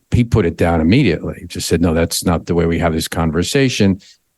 When the leftist mayor of Bogota first raised it as an issue, she got put back in place up by the left and the right.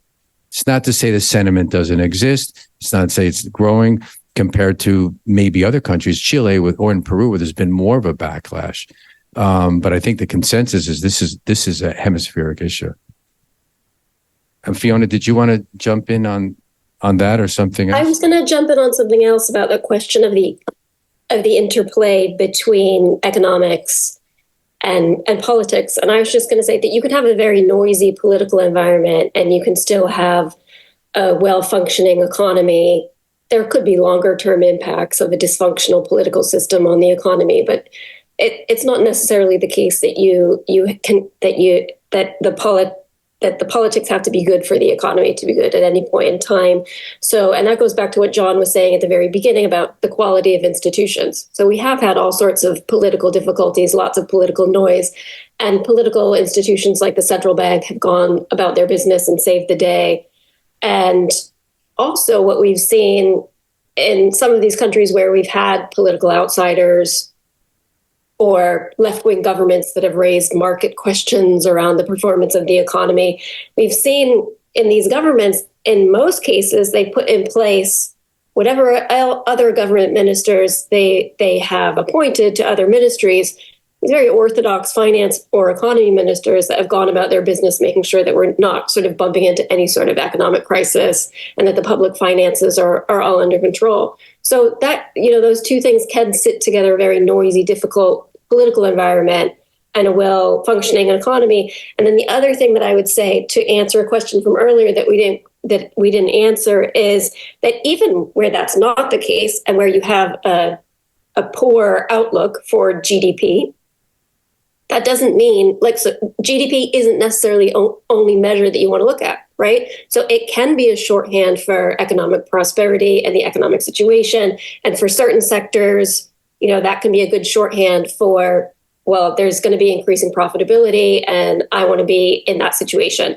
But if you take a look at a country like Argentina, which has in the short term very poor economic prospects, it still has a lot, and did last year and the year before, it still has had a lot of opportunities in the likes of mining, energy, and perhaps this year in agriculture. So you can still find, depending on what sector you're in, and I know there are a lot of mining companies there in the audience, I would expect, you can still find opportunities in Latin America, even in environments where the overall economic outlook is poor.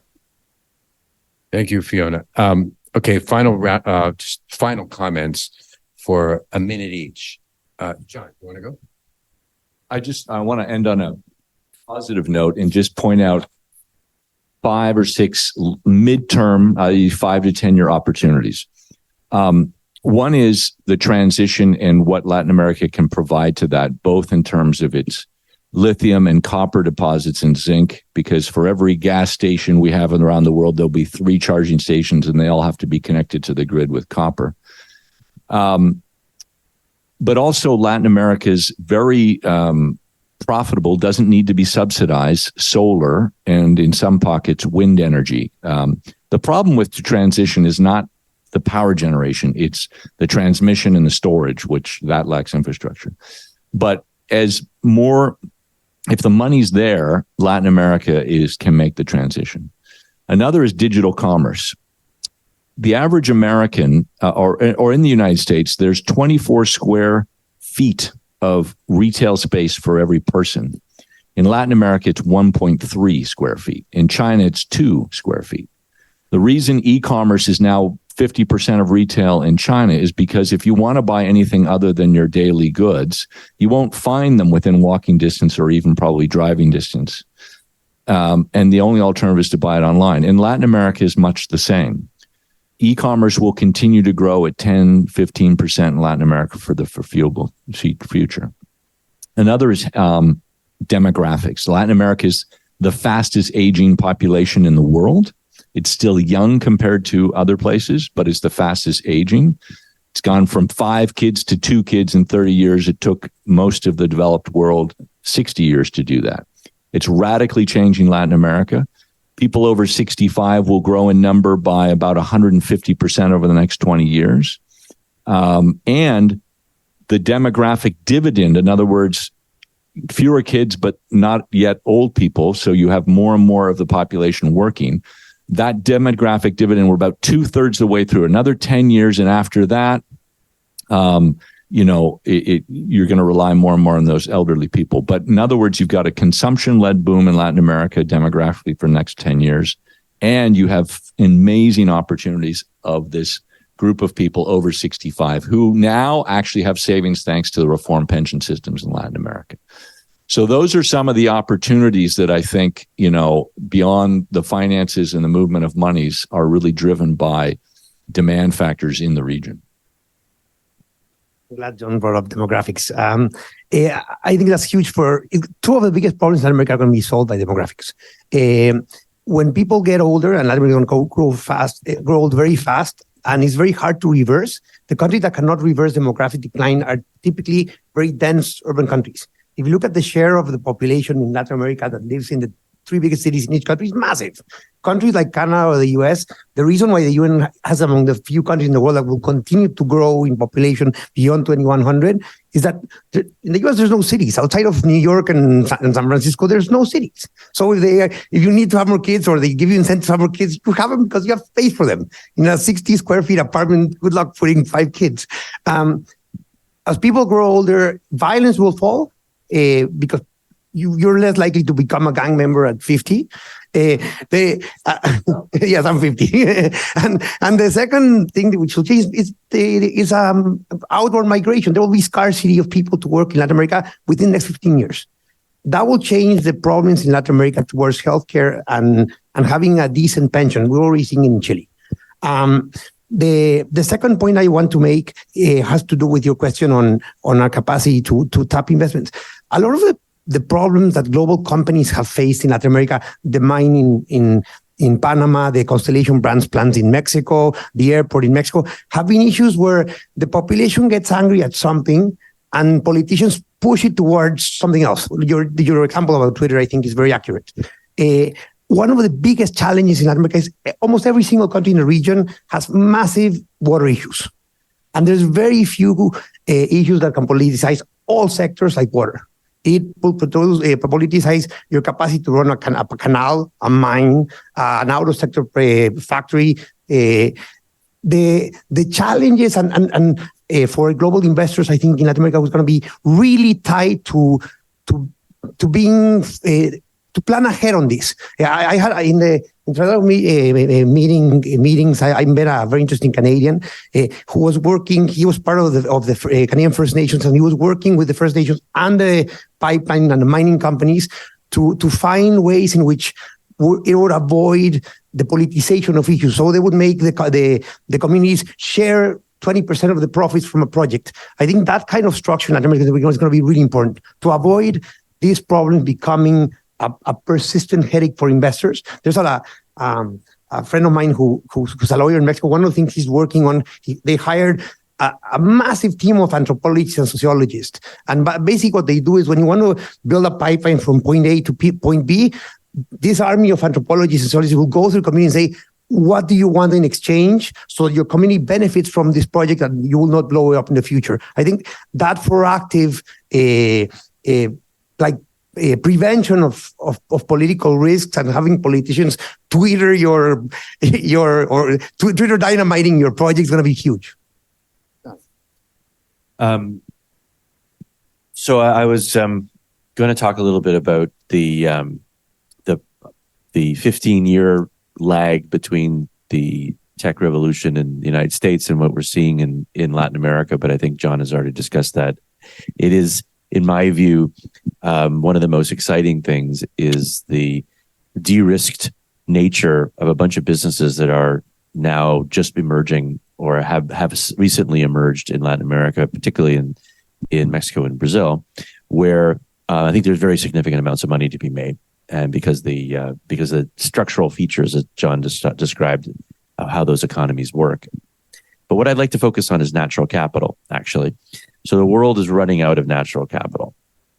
And the thing about Latin America that is different than other places that have high concentrations of natural capital is that it has a tradition of property rights and has a tradition of being engaged in the global economy in a meaningful way. Even some of the weakest countries in Latin America are 10 times stronger than the strongest countries in sub-Saharan Africa in that respect. That being the case, I strongly believe that the next 5 to 10 years will be about monetizing natural capital. And if you think about the environmental reform that is currently running, it's through the system in Brazil, which is broadly decent in my view.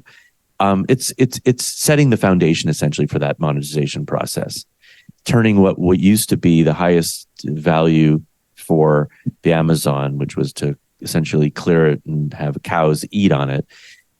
It may well be in the next 5 years, given the trajectory of the global crisis in natural capital, the highest use for many people might well just be preserving it, because it is on a knife edge, whether that geographic region will be a contributor or a detractor from the ability of the earth to breathe. So we're very focused as a long-term investor on those kinds of themes. And if you think about some of the broader structural aspects, despite all the warts and all the politics and lack of unity and all the other things we described, we only have one planet. And there's only a few countries that have really high concentrations of natural capital. And they're not making any new countries or any new jungles, as far as I know. So that's where we got to be. And so I think there's a positive thing. What we really need to do, as was iterated over and over again at COP28, is we need to get the marketplace for this kind of thing, for this monetization process, up and running and clear and functioning. But I have a high degree of confidence that will happen, because it has to happen. And I think Latin America will be likely the best beneficiary of that. Closing comment or two, Fiona? Yeah, I agree with everything that's been said. And I think around the issue of natural capital is going to be a vital one in the region in 2024. And we will see the extent to which countries are able to take advantage of the opportunity that has been presented to them. And, let's see how optimistic we are when we meet again next year. And if Eduardo is right, I think that there are some challenges that we're going to have to address in 2024 that have to do with natural capital as well. And the point that I would make is that the environment is a big political issue. It's not a niche political issue anymore. And when we talk about the exploitation of natural resources, we have to bear in mind that companies and governments will have to take much more account of other stakeholders and other actors that have an interest in the use of water, in issues that are controversial around, for example, the expansion of the agricultural frontier in Brazil, what plans to sort of increase trade by investing in big transport infrastructure projects might mean for local environments. So I think there are going to be a lot of challenges as we look from the environmental perspective, apart from anything else, to do with political effectiveness, to do with the quality of policy and the business environment, for Latin America's chances of really taking advantage of the opportunity that has been presented with. Thank you very much, Fiona. Cristina, tienes el honor de la última palabra. Gracias. I'd just like to point out three opportunities. One has been mentioned already, is the startup ecosystem, which boomed after the pandemic. Suddenly, Latin America appeared to have more than 30 unicorns, and it's a very, very active and impressive sector. And with the right policies, investments, and personal initiatives, I think it will keep blooming. Also, helping sectors like agriculture, for instance. There is SEGIB recently published a report where it tracks more than 1,000 startups in the agro business, many of them linked to improving sustainability and efficiency and so on. So there is a real chance there. And also it tackles what we talked about before, the tax system, the fiscal system, and the informality system, and so on. The role of the fintech companies now, it's making more people being reliant on digital payments, for instance, which directly go to the global, to the national fiscal systems. The second opportunity I would like to mention is Latin American investment. We have been talking about foreign investment, but not Latin American investment, which has been increasing for the last years. It now is around $650 billion everywhere. The main destination being Latin America itself. So the famous multi-Latinas are investing in other countries in Latin America, which I find a real opportunity. 65% of that investment goes to the region, and the rest goes primarily to the US and then to Spain, which is also a very big opportunity for us. But it means that this desire of enlarging the scope of investment. And the third one is women.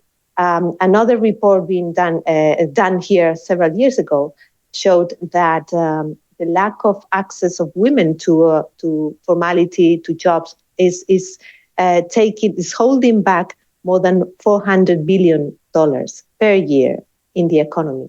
If with the right policies, more and more women get to the job market, get to get better qualifications for that digital new sector, and so on and so forth, there will be a real big opportunity there. I would leave it there. Thank you, Ken. Thank you very much, John, Eduardo, Jonathan, Fiona, Cristina, for this, I hope, what was enlightening conversation over the last couple of hours. Thank you, Dentons, of course, for all your hospitality. A video of this will be available, as I said earlier, hopefully by tomorrow on our website, ccacanada.com. We invite you to view it and all the other public events that we host that are posted on that website as well. Thank you for joining us, the folks who made it out in what now looks like a blizzard in Toronto. It wasn't so much a blizzard when you came a couple of hours ago, but thank you, and be safe getting back to where you need to get to. Thank you.